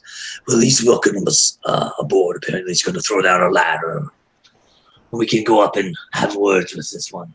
Maybe the information we have might be valuable. He seems to be a mage of some capacity. As he said, he brought this thing to life himself using magic. Seda would be standing there with her axe in her hand, looking like she's getting ready to strike Acorn right across the back of his haunches, pissed off, and she simply just makes the comment that she doesn't see where I don't see why he would be any less trustworthy than this damn donkey. It seems your little friend is capable of walking. We can let the pony go free if you choose to do so at this point, Seda. It's served its purpose. It's got us away from that dreadful place and through the... Truth be told, Seda, I was ready to feed it to the harpies if the harpies came. We can make bacon of it. I'll look at it straight in the eyes. Just let it go. I mean, if it's not gonna, the castle was coming, and we had to make a run for it, and it walked just fine the whole time until danger came, and then it just stood there. And I'm not gonna see Tiva get hurt again because of a stubborn damn donkey. So no, just let it go. And then I helped Tiva down off of the pony and retrieve our belongings. Plus, you said that he had stuff to eat, right? Oh, yeah. Food and drink. Well, then yeah, I'd say we're there. I started to walk back towards the direction of the castle on the chicken legs. Remember, his name is Bert, but you can call him Tirak. You help Tiva down and start. I'm sure he'll tell you. You'll notice that it stays right tight behind you. Seda, this pony does. Acorn, keeping right on your heels as it walks behind you. I ignore it, like on purpose. It'll nudge you every now and then with its nose, let out a covering your arm and snot. But yes, the castle stays where it is as you guys make your way towards it. Takes a few minutes, all the while getting closer and closer. And as you guys get closer, you can see this bright-colored, clothed man up on a balcony high up on the tower itself, constantly waving his hands. And you can hear him yelling something. You can't quite make it out till you get a little bit closer, but he seems to be telling you that his name is Tiak, and he'll throw down a rope in just a moment. Don't you have a drawbridge? Oh, yes, my friend is not great at climbing. Forgot about that. 3.5 legs, after all. So he'll disappear and come back out a short while later, unfurling this rope ladder that dangles down about 12 stories to the ground, breezing in the wind. You all come to a stop, and he'll yell down, your friend might have a bit of trouble. No, perhaps you can do that flying thing you did, Vendrick. Can you give your friend wings? If not, I got a drink for that. The drink, then. Which one? I call it Blue Ball. My eyes widen. Which friend has trouble? I, with getting up a rope or a ladder. What does he mean with blue ball drink, Vendrick? Maybe I a know potion. where I come from, but Yes, you don't have to worry about blue balls anymore. So. But that is not what he's proposing. Vendrick, I swear to all the gods, even if they don't exist, if Exactly. you continue making fun of my parts, we will have a serious discussion. well, you said you still have one. Oh, Right. shut up, Seda. Well, then you're good to go. Is all I'm saying. Can we have that drink? Potion, yes, maybe. Come on, Bert. Help my friend out here. I cannot cast a spell on her. It's only for myself. Him. I Him, still so- have one. Nice. Yes. His name is Zon. You can call him Zon. Tiak will clamber over the edge of his balcony and jump off. Sort of does a skydive down a little bit before he just slowly drifts to the ground. He'll come over and stand. Is the ladder already down as well? Yeah. I start walking towards the ladder. He'll walk over and put his arms around Acorn. Like, such a beautiful animal. Yeah. Start dumping this can of blue liquid in the Acorn's mouth. No, not him. The other one. The Bower. Hold up this can in it. It says blue bowl, not balls. Most of it's gone. Looks at Acorn. You can see these Pegasi-type wings sprout from the back of Acorn. Starts galloping about frantically, flapping her wings. Well, ain't enough here now for... Oh, I didn't even see you, Borear. What's your name? My name is Tiak. You can call me Bert. Right then, Bert. My name is Zan, and how do I get up there now? Well, I tell you what, I cast a bit of magic, so let me just climb upon your back and give you a hug, and we can float up there. It'll be like I'm riding a Pegasi or something. I'm stiffening up, like it can't get any worse. Let me show you as I clamber up on your back and wrap my arms around this muscular... Oh, my, you do work out, don't you? You don't have to... Could you... Not that hard. Snap his fingers a little bit, and you can feel yourself get weightless as you start to drift up through the air. You others can use the rope ladder, or maybe you can fly up like you did before, Vendrick. But come on, little halfling and dwarf. Yeah, we go up the rope. Yeah, I go over and walk up the rope as well. We'll climb up the rope, rather. Well, that's quite interesting. We'll My fault, we got 4 legs. reach the top of this balcony, Zan, and says, I just got to think about yourself. Just think with that brain that you need to fly through that door. Go ahead, think about it. Here. And he'll smack your rump a little. You take off forward over this balcony and through this door. He'll help everybody up and over this balcony. As you get to the top there, you'll see Acorn flittering around the castle on her wings, whinnying. Big brown eyes look at you, Seda, almost in apologetic mockery. Sada will go, and then hold her arms up like this and go, come on, like this. Come galloping across this balcony and into the room as well. I shove a handful of carrots in her mouth. Bert's will close the shutters. Inside is this lavish-looking dining hall. This long table stretches out. Beautiful tapestries, all different paintings, some abstract, some of different actual paintings, like real-life images and stuff scattered around. But perhaps we could have a moment and have a gentlemanly conversation. I have a bit of food. I have fine wines and excellent cheeses from across the lands. I'll have my servants prep up a wonderful dinner. To get acquaintances out of the way, my name is Bert, but you can call me Tiak, whichever you would prefer. I prefer Bert, but the others prefer Tiak. And I've met Vendrick and Zan, strong warrior you. And what about you, little dwarf? What's your name? My name is Sada, but you can call me Sada. Excellent, Sada. And my name is Bert. You can call me Tiak. And you little halfling. And he'll introduce himself to Tiva as well. Says, I didn't mean to scare you with my castle here. But I get a little heavy-footed sometimes when I'm running across the lands here, and I wasn't quite unsure about how fast I was going. I'm sure you understand, especially you, Zan, with those 3 legs of yours. You could probably go pretty fast. It's hard to judge sometimes. You can let go now. Oh, sorry, I didn't. Yeah, he'll clamber off diligently. Apologies. Sometimes I just forget where I am when I'm comfortable. So, like I said, I was just hoping to have a bit of words. I saw you on my radar and figured, hey, those look like some fine people to have a bit of words with and have a bit of drink, maybe share a few wines, a bites of cheese. And Perhaps you can help me and I can help you. What I say you? smile and I say, and what's your name? But you can call me Tiak. Yeah, good. I smile like a crazy man. Is there some place for me to sit?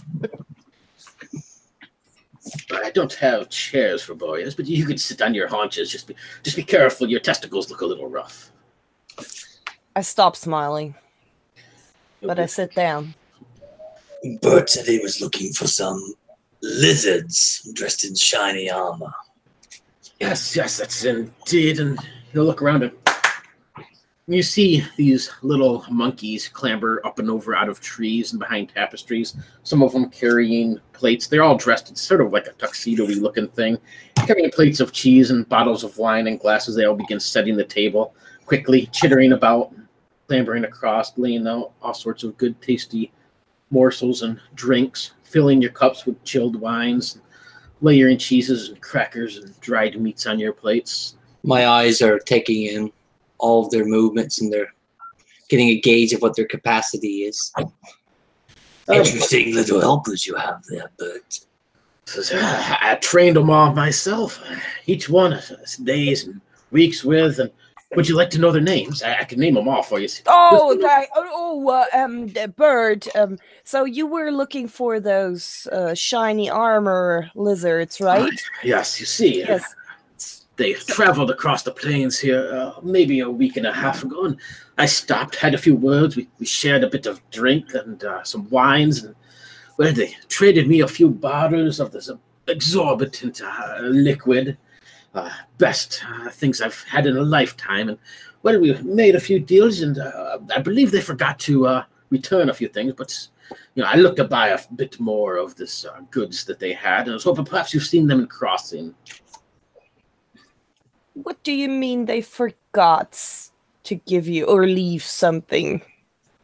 Well, I bought 14 cases, and it seems like maybe they only left 13 or so. But I was hoping to. I'm hoping I can get a bit more of what they call the Circean embers. Do you know how they actually produce that liquid? Oh, well, that is not of mine. I'm just looking to buy a bit of it. I don't want to make it. I'll lift my butt up from the ground. Listen. You sprayed around my dad. And that's not funny.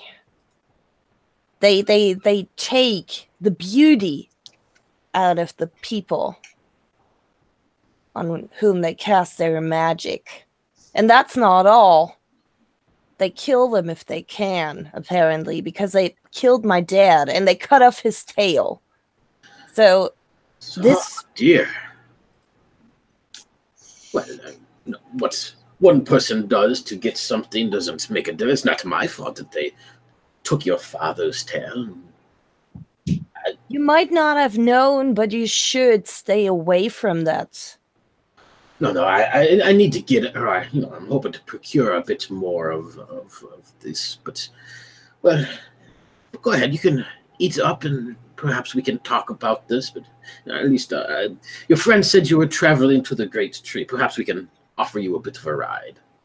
I'm give them in turn? What did you give them in turn, but for such a valuable prize, not easily obtained, as my friend here had admitted? That was a simple 50 gold per case.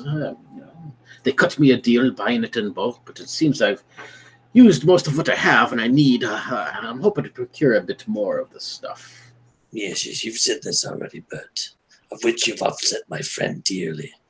He was very fond of his father. Now his father is dead because of these creatures. We had not known up until this point that they just used these things as simple barter and trade. We thought there was something more sinister afoot with the procurement of these beautiful vapors.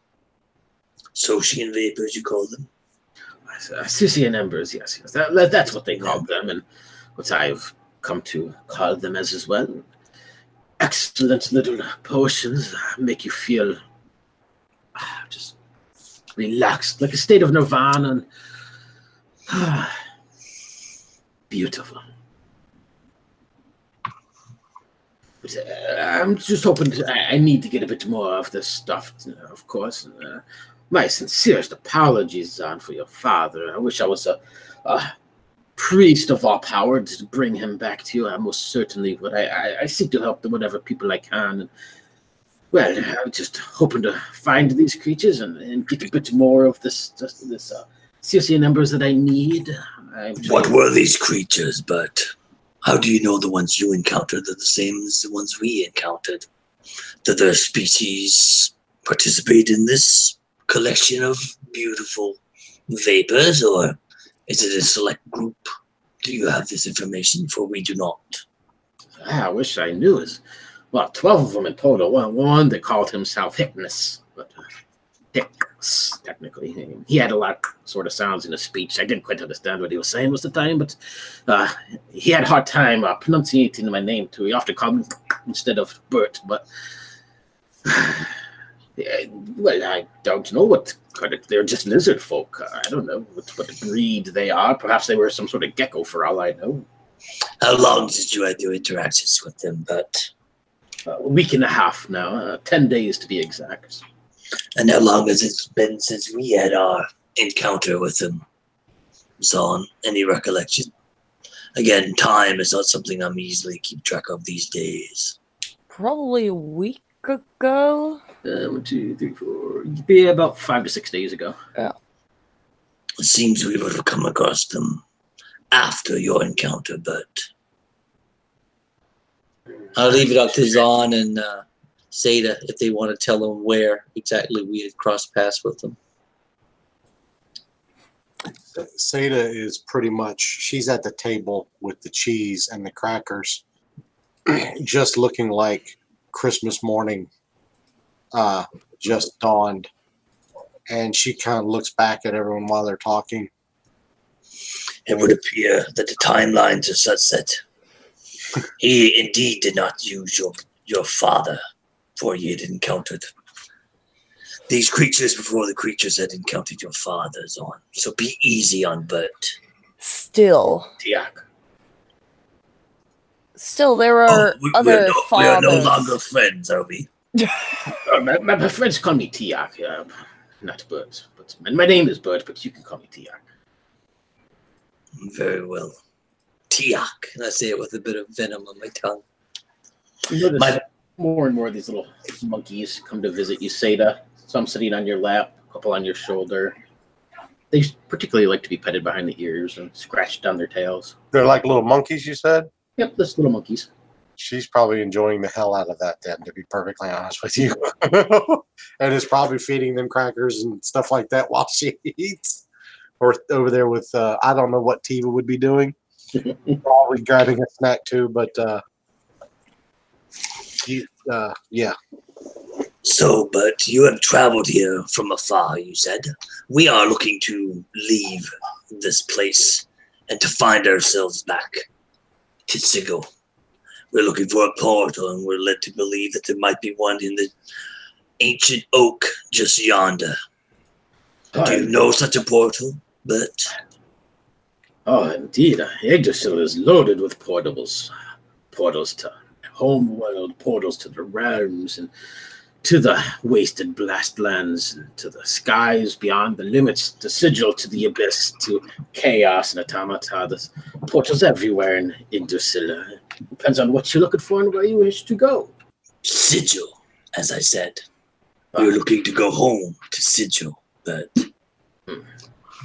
could you point us in such a direction? When we arrive at Yggdrasil, should we look for a certain place, a certain person that could lead us along the way? Surely a man as hospitable as you will have friends in such a place. We've given you the information that we have regarding the lizard folk. We've struck our part of the deal. Maybe you can give us a little bit more besides these fine foods and drinks, which we appreciate, of course. And then you see, I'm like fake eating food. I'd happily give you a trip across the plains. There's no sense in spending half a day's travel when I can get you there in mere hours. We can have a bit of eat, share stories, and Well, I don't know too many people that they don't let my castle walk along the branches of Yggdrasil. They say that I'll break it or something. I don't know. Well, if there was any place to go, I would suggest just following the tree's path up the branches. Speak with the folk there. I know very few portals of where they are, and I just know that they exist. I can check my books to see if perhaps I could come across something. Since I was a young lad once, the only time I really traveled the branches, I slept within the furs of the Ratatosk and danced across the limbs with the giant beetles. Heard tales of a land long ago, 100 years ago, plus before my time. It said fell to ruins. Great stories, but I'll look over to Vendrick with that blank stare of, what the hell? I give a shrug of my shoulders. We will take you up on the offer for the ride across the plains. excellent.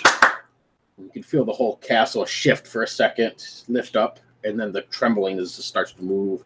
Outside, the whole thing sort of sways a little bit, much like a boat on the sea. Are you a man of faith, Tiak? Well, to be honest, I don't really give two shits one way or another. I just like to study my books, drink a little bit, eat some fine wines, and play with my monkeys. It makes me a happy man. How about these books? Maybe you can show me your library. You know We what? talk about arcane magics and such, and my friends can rest.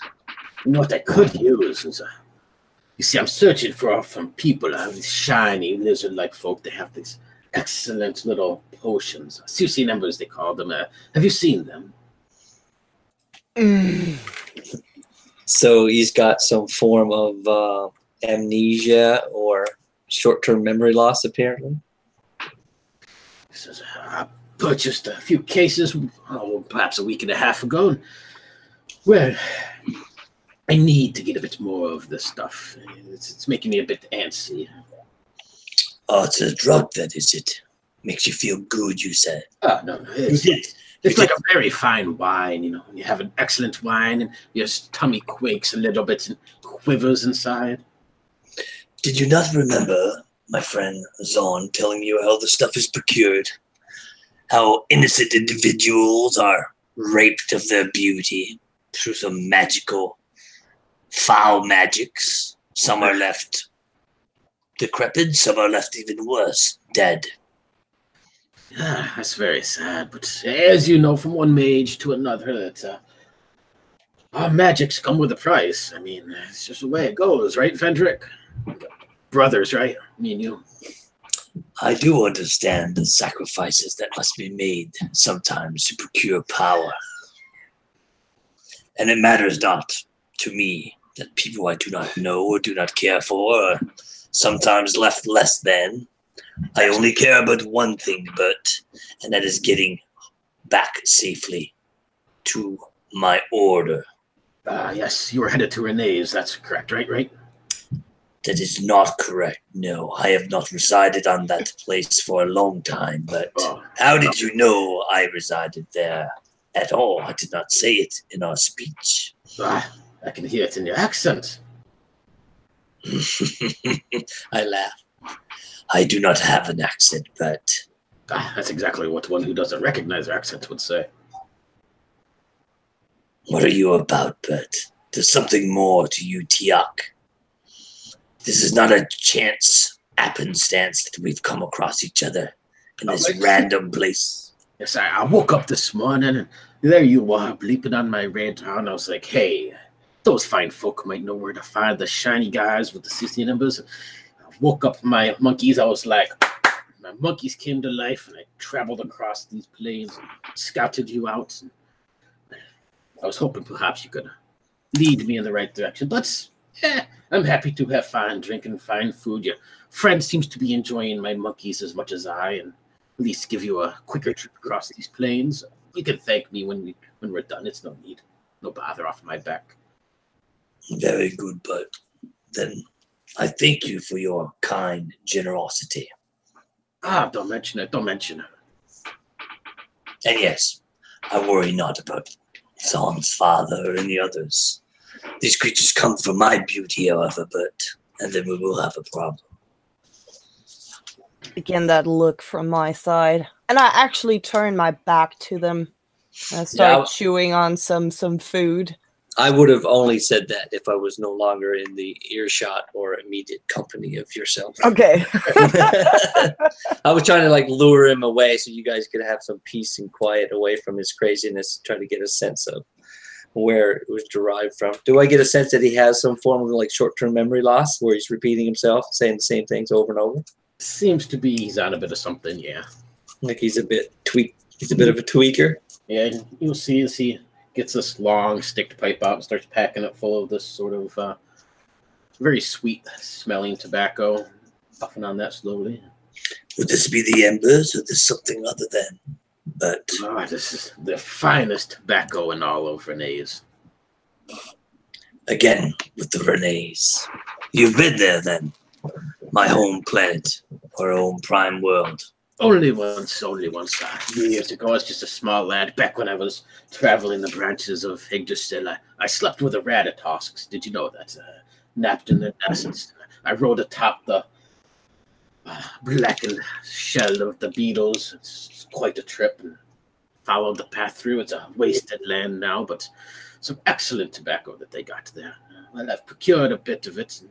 With a couple little dashes of the Circean embers. It's the finest you could ever have. Would you care to have some, Vendrick?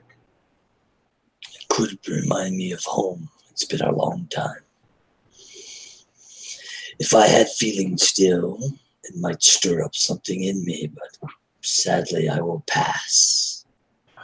Suit yourself. But, yeah. Said you guys wanted to go to Yggdrasil, and should be there by, probably late evening or early afternoon, perhaps.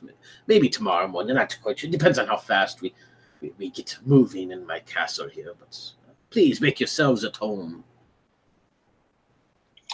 Start to look around for the library, any books and or arcane instruments that might be about. Looks like he has a small little like potion laboratory set up and stuff. There's a few books here and there. Most of them seem to be maps of the Outlands and different information about different areas. Nothing particularly interesting on the arcane notes or anything like that. I'm just perusing it casually and then over my shoulder. Have you seen the Modrons marching in your travels, but? I guess, yeah, I'm pretty sure it's not for another 100+ years or so, though, so it'll probably be a while before we see them marching around and, doing their little marchy thing. Have you seen them in the past, though? You've been around for a while. Have you seen them on their march? Well, I'm not that old. I mean, I might be a little, but my eyes are getting a bit of a crow's feet, and my gizzard isn't quite as tight as it used to be, and I'm not as, testosterone levels have dipped a little bit, but I'm not that old, Frederick. Maybe you should ease up on the Renee's tobacco there. But either way, they are marching. But even be it 100 years early. What does that mean? If I was to tell you so that we've seen them in great numbers, marching from Mechanus through Automata, and then entering gates. So that's a bit disconcerting. I mean, 100+ years early, and must be something important happening that they need to chronicle.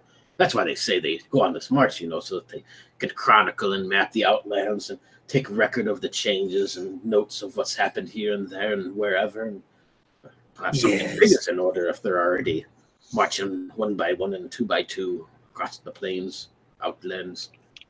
This is what we're trying to figure out. You let me know if you find out anything. I'm quite curious to know. Likewise. Just all you got to do if you ever need anything, just yell out, but, and Tiak will come, don't worry. Very well. I've known some strange fellows, been called one myself from time to time. You and I are alike in that, but Tiak. You can call me Tiak. Ah, yes, Tia. How about those potions? Blue Bowl? What was it? Blue Bowl? Yes. Ah, yes, Blue Bull. It'll give you wings, they say. I look at the alchemy set and apparatus in front of me. Maybe you can use some of this time as we travel forth in conversation and storytelling. And I can tell you about Renas, the prime that I knew some 170 years ago. It would be much different than the one you visited. Perhaps that would be an excellent idea. What do you say, Zan, Seda, Tifa? Do you care to hear the stories of your friend here and have a few smokes and make a bit of a drink here? It looks like we have a few hours of travel left, and he'll sort of hang his head out the window, his white hair flowing behind him. I hang my head. Just hang it. Mm-hmm. Theta would be interested in having a drink, but not smoking anything. I want him to potentially show me how to craft that potion.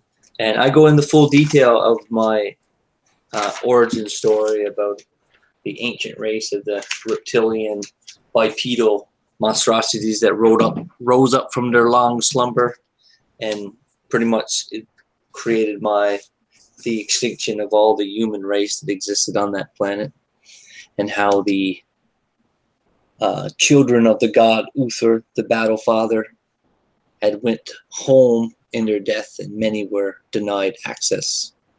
My son being one of them, and my denouncement of the god, and how I ended up in Sigil. So I tell him what I can only expect as the fate of my world before, I died at the tail ends of the journey of the war. But I imagined that the human race were pretty much wiped out. So, it's been a good 40 plus years since I was there. Mostly a wasteland now, not much left of it. Huge sections are gone. It's like black pits of nothingness scattered across the realms. Picture, if you will, an orb with holes through it that the astral plane just seeps through. It's like a network, like a beehive of emptiness between planes of waste. It's a shame of a world now, but still have fine tobacco for those that risk the dangers and the cold of the astral. Perhaps someday you could see it for yourself. But it's a very sad story, Vendrick, and my heart goes out to you and your son. Much like you, I have little use for these gods, but be they gods or powerful mortals, I don't believe that impacts us any.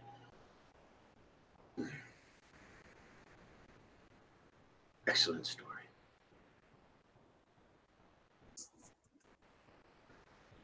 So you're curious about crafting these potions. This is what I'll give you a bit of it.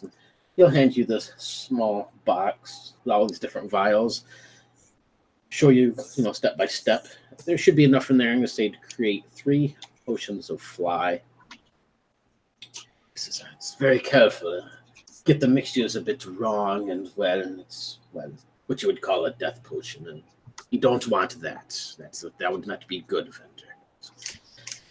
I full of your grand story, and at least helped me find my Costa friends, and perhaps I'll search them out some other time. If I find the tale of your father, Zana, be sure to bring it back to you as well.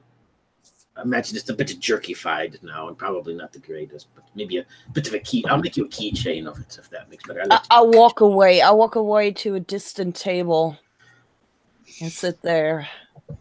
I bring out the magical eye. I'm not sure if I have it or one of the other characters has it. Tiva had it on her, but she probably did. Tiva had it. I asked her for it, and I take it to Bert, and I ask him if he can augment this in any way. I tell him the properties as I know them, and the limitation of how I would not be able to use it. A man of his magical capacity, would he be able to alter its invocation, magics, enchantments in any way in order to limit or take away its limits is something that I then would be able to use. You'll look it over for some time and be quite fascinated with it, but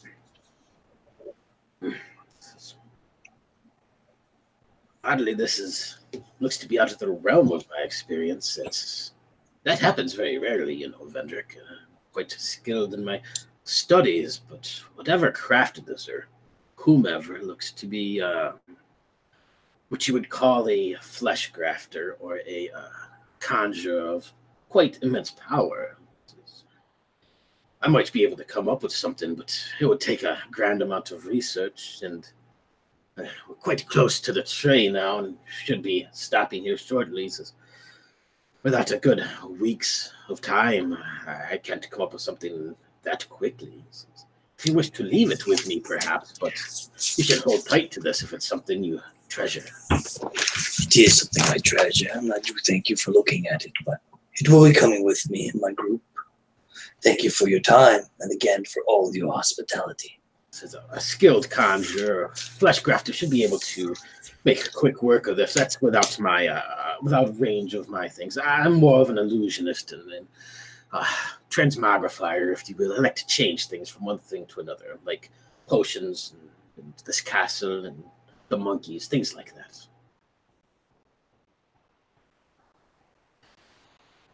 Castle will slowly come to a halt, and you hear this heavy rumbling sound outside as it settles itself down into the ground.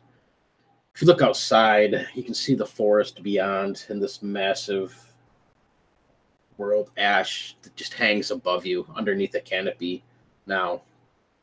This stretches out. And even if you look back to where you came from in these plains, you can see them a little bit, but the whole canopy of this tree just stretches above you impossibly far into the distance. The sky itself replaced by branches and leaves of seemingly infinite length.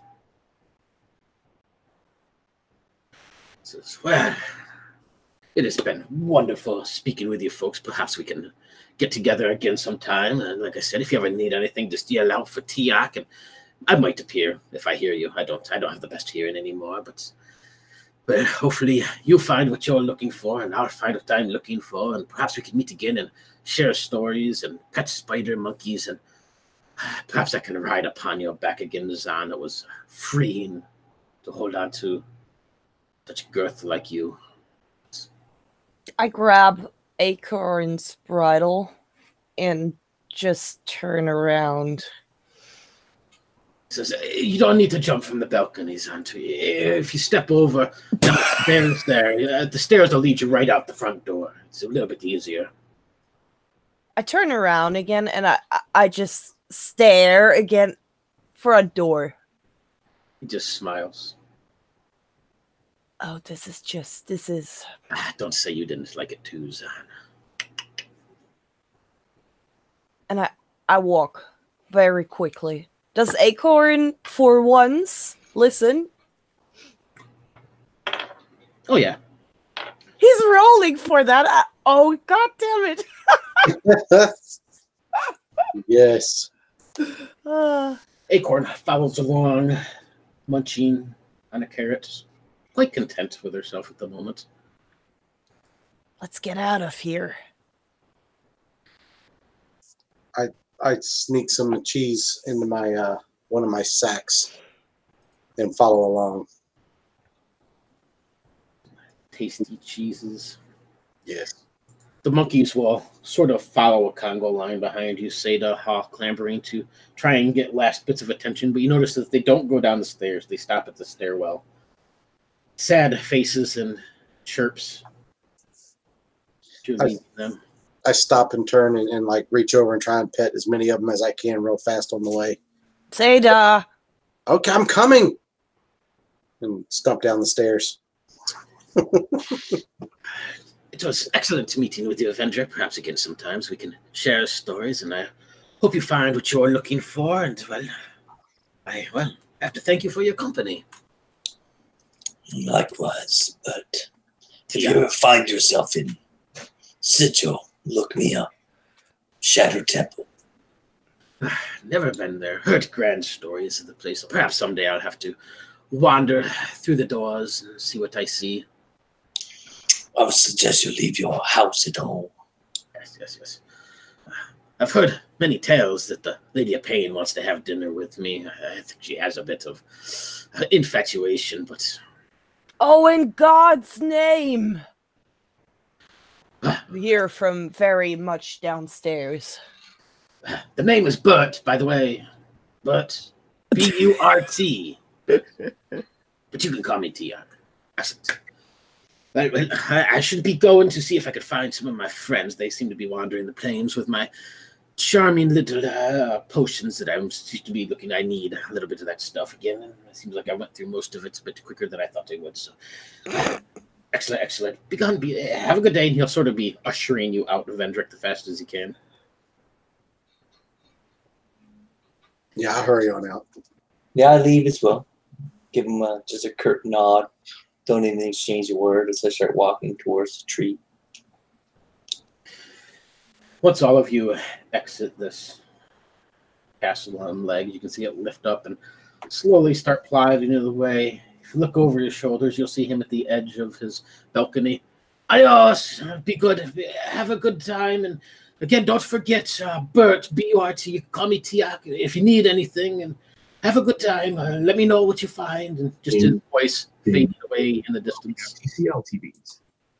I almost run into the direction of the tree while he's shouting, "This was terrible. This is the most terrible person I've ever..." Well, no, that's not true. No. I've met recently. Well, his food was really good. He was a strange fellow, and he did want to procure something that you were against. But he got us here without danger. He didn't trample you in the middle of the plains when he surely could have. That's a boon, that's true. But still, thankfully not all mages are like him. I'll give you Yes, a look again. some of us have not been mages as long as he was powerful. More powerful than we could even grasp, I fear. As you all move from the edge of this rolling hills into the lush greenery of the Norns, or the Nornlands, the wind blows through all these trees, and the foliage here is thick. It's almost like you've entered a great forest, a jungle-like atmosphere without the humidity and the rain. Lush trees climb higher and higher into the sky. Ferns cover the ground. You see deer and rabbits, birds flitting through the trees. Just a land of utmost nature and peace. And it always feels like you're walking a slight angle upwards. Creeks run alongside your path. In the distance, you can hear the fall of waterfalls. And you'll come across a small clearing scattered about with all sorts of bright little stones and rocks run smooth by the water of the creek. I need a save versus magic from everybody, please. Oh, good. I'm not sure what Tiva has. I've got a sheet here. Hold on. What am I? Rolling high for this. I rolled a 1. Oh, you're dead. I made it for once. What am I supposed to roll, high or low? Hi. High on the save versus magic. All right. I do have some spell immunity, so that might hopefully.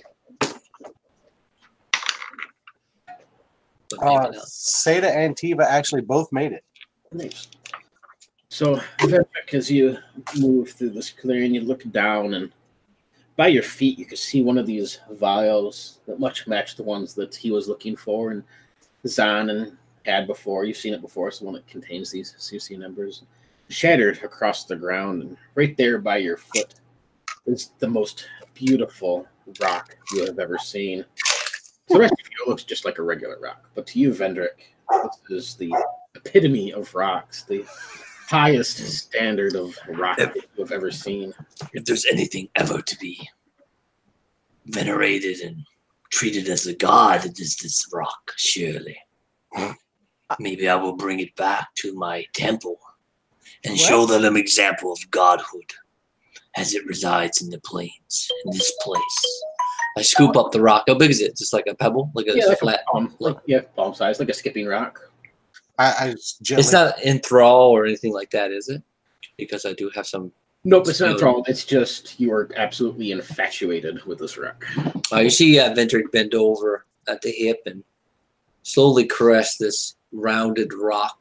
Just looks like a gray stone to your eyes, but he picks it up and he has it held softly in his left hand and is just rubbing it with the thumb of his right hand. Such beauty. Such beauty. Behold, the perfect rock. I look at the rock and I look down at the glass shards and then at Vendrick again. Vendrick, you know that's the potion that fell on the rock, right? You know that. Surely that's just another potion, a vial for something else. This is the most perfect rock in all the cosmos. I look over at Zan and I just go like that. And then I reach over and I pat Vendrick on his arm and I'll just say, yes, this is very pretty, Vendrick. Thank you. I'm so happy you recognize his beauty. Oh, yes. I see you are too. a creature of the earth after all. Surely this creature of the forest, this fawn over here couldn't see the beauty of this thing, but you, a dwarf from a prime world, yes, you would see the beauty of this rock. Fawn. Whatever, it's indifferent. You cannot see the beauty of this rock? You matter not to me, you fool. I cannot be surrounded by fools such as you. I've tolerated your indifference and idiocy long enough, Zon. You know where you can put Say your that. rock? Seda, let us go and admire the rock together, away from this idiot.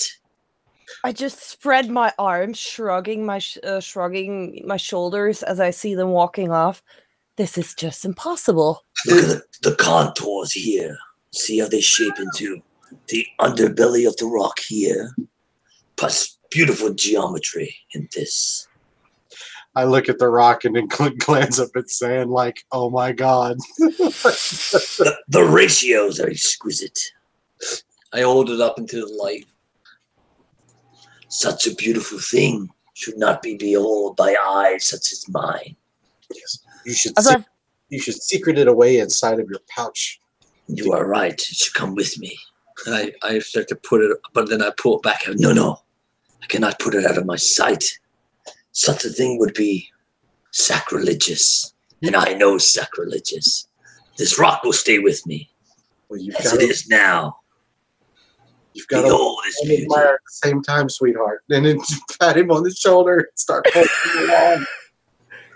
As I follow them slowly, I look around for even more of those vials while I'm mumbling, "That's pretty ridges.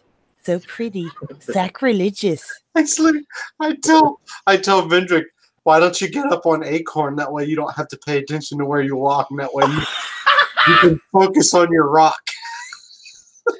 I am not an idiot like Zon. I can focus on multiple things at once. Okay, well, I was just trying to be helpful. You can focus and do. Jest. That's all you're good for, Seda. Or sorry, Zon. Zon, yeah. Travel deeper into this forest. You can see the grass gets bigger until it's these blades of grass coming up out of the ground that are as tall as you, as wide as Zan's back end. You see these trees that stretch hundreds and hundreds of feet into the sky. And eventually you'll notice that you're moving along what looks to be this fallen tree trunk, a good 20, 30 feet in diameter, slowly moving up. And it stretches out into the distance and branches off a few times. As you follow, it's not a path, but you can see many people have traveled it before, much like an animal path or something. The ground is beaten down kind of tight that you follow along. And after you've trudged through this briar, lush greenery forest for quite some time, you notice the trees have grown larger. Branches reach up over 100 feet into the sky. Trunks swell to over 20 feet across. And the path you follow leads right up to the fallen tree of an enormous size, half buried in the earth. Trail climbs right up the slope of the trunk, and it clears, widens, Within an hour's time, you find yourself surrounded by giant leaves that sway in the wind. They're rustling a soft, gentle lullaby. You get the sense that you've traveled great heights above and below, and off in every direction is a network of branches and more leaves. At one point, while traveling on this path, you will circle all the way around it to avoid this large bulbous knot. You will circle walking on the underside of this branch. You have the sense that you're upside down, and yet whatever magics, whatever controls this realm that you're in, makes you feel or reorients itself to your position. As you look down, even though you were looking up, it still looks as if you're looking down at the ground. And when you look down, it feels like you're looking up at the sky. And it's disorienting at first, but within a short while, it just feels right. You can follow these branches. They lead offwards, some weaving up, some going down, disappearing, weaving in and out of each other. And you'll come to a stop. And you can see this branch goes off into the distance, and it connects to the trunk of a tree that just spans in both directions. You get the sense that you're up within the tree itself on this branch of Yggdrasil. And it's a wall of wood and trunk of this tree in front of you. To your right, where a branch leads off, you can see that it disappears into this rainbow portal of liquid.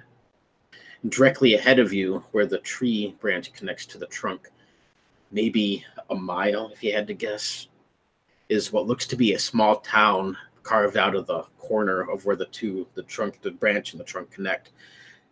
You can see it's a small hamlet, people moving about below you.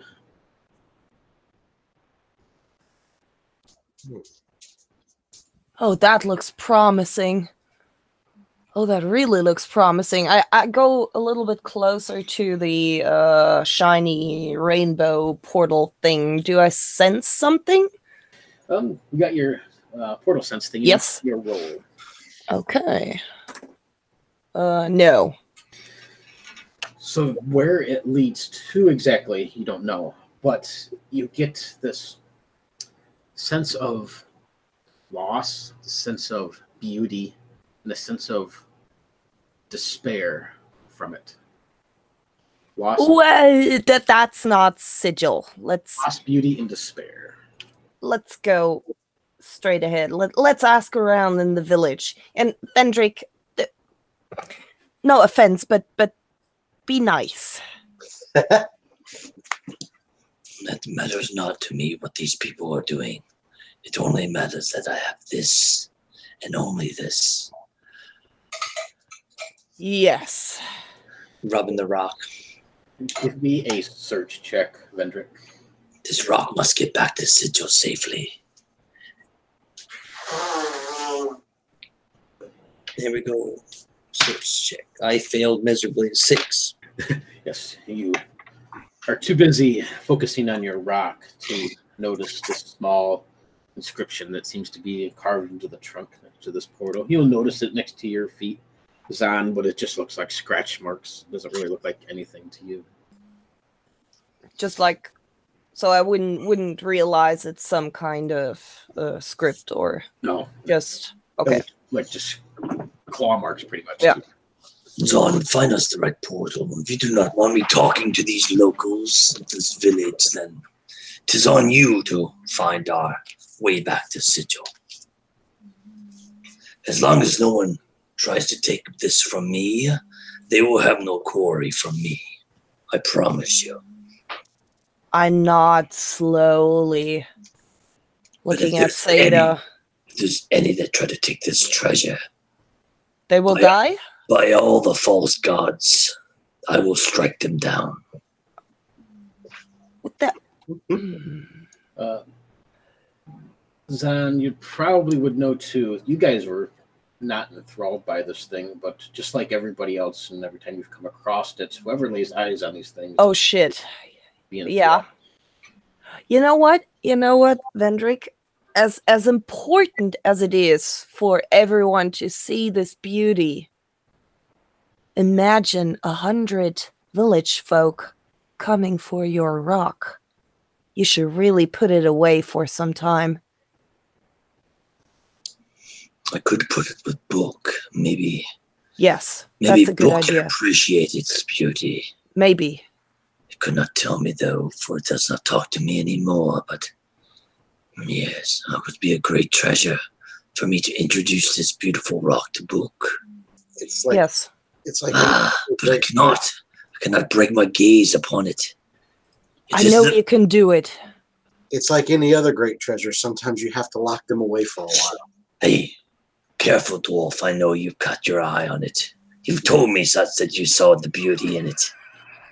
But Hold your tongue, dwarf. I'm also a dwarf, and I know that we dig up treasures all the time, and we always lock them away to keep them safe, and we do it for a reason. I nod. Good. Although What I good don't is know what treasures he's in talking boxes? about. That sounds like something a silly dwarf culture such as yours would do. Make the wonder your race is in decline. You got to appreciate the beauty when you come across it. You will But you not don't deny want- this. Just find the portal. Yeah, but I you must don't bring want... this rock back. It Well, must come back then, safely to my I- place of origin. I imagine us standing there, on that branch, bickering around. My eyes go back to that little bookshelf from the session 1 of those few little prized possessions, and already I have a little, 2-inch by 2-inch area of prominence in my mind where this rock is going to be proudly displayed. It will make those long days and nights sitting in that gray room bearable. I won't ever have to leave again, as long as I have you, Rock. Such a beautiful Don't thing. show it around. I start to hold it clutched into my chest a little bit. That will suffice, I guess. If other people don't see it, then they won't want it. Exactly. Get it? And I walk carefully to the other side, to the village. Headed off towards the village, and it's like a mile or so. As you walk along this branch, you walk along its side, underneath and back around again, all the while keeping your eye on this town in the distance. As you get closer, you can hear the chatter of people in the town square. You can smell what seems to be a very smoky sort of smell, like they're cooking something. You can see small hamlets, houses, children playing about as you come up to the front gates. It has a wooden palisade that wraps around the front of it. The back side of this town is carved right into the side of the trunk, so there isn't really it's just like a wall in the back. And the palisade itself seems to be carved out of the wood and twigs and branches itself as well. The front gate just leaves wide open, these big, huge doors. Inside, people scurry about. You can see some people coming, some people going. They'll give you a courteous nod and smile as they pass by. Nobody particularly taking notice yet of Vendrick's rock, since he's clutching it close to his chest. And up above on this archway, you can see the word welcome, or words welcome to the town of Crutch. And we will end it there for the evening. Crutch. Yeah, that's promising. Crutch. That sounds Great. Cool, thank And I'm you. going to assume that it's Crutx. Crutch. Oh. It's a crutch, I guess. Sounds good enough. Oh, do we level up? This is one of the points. I think we do. Yes, you will. Yep. Oh, hell yeah. Let me stop this broadcast. Thank you, everybody. Yes.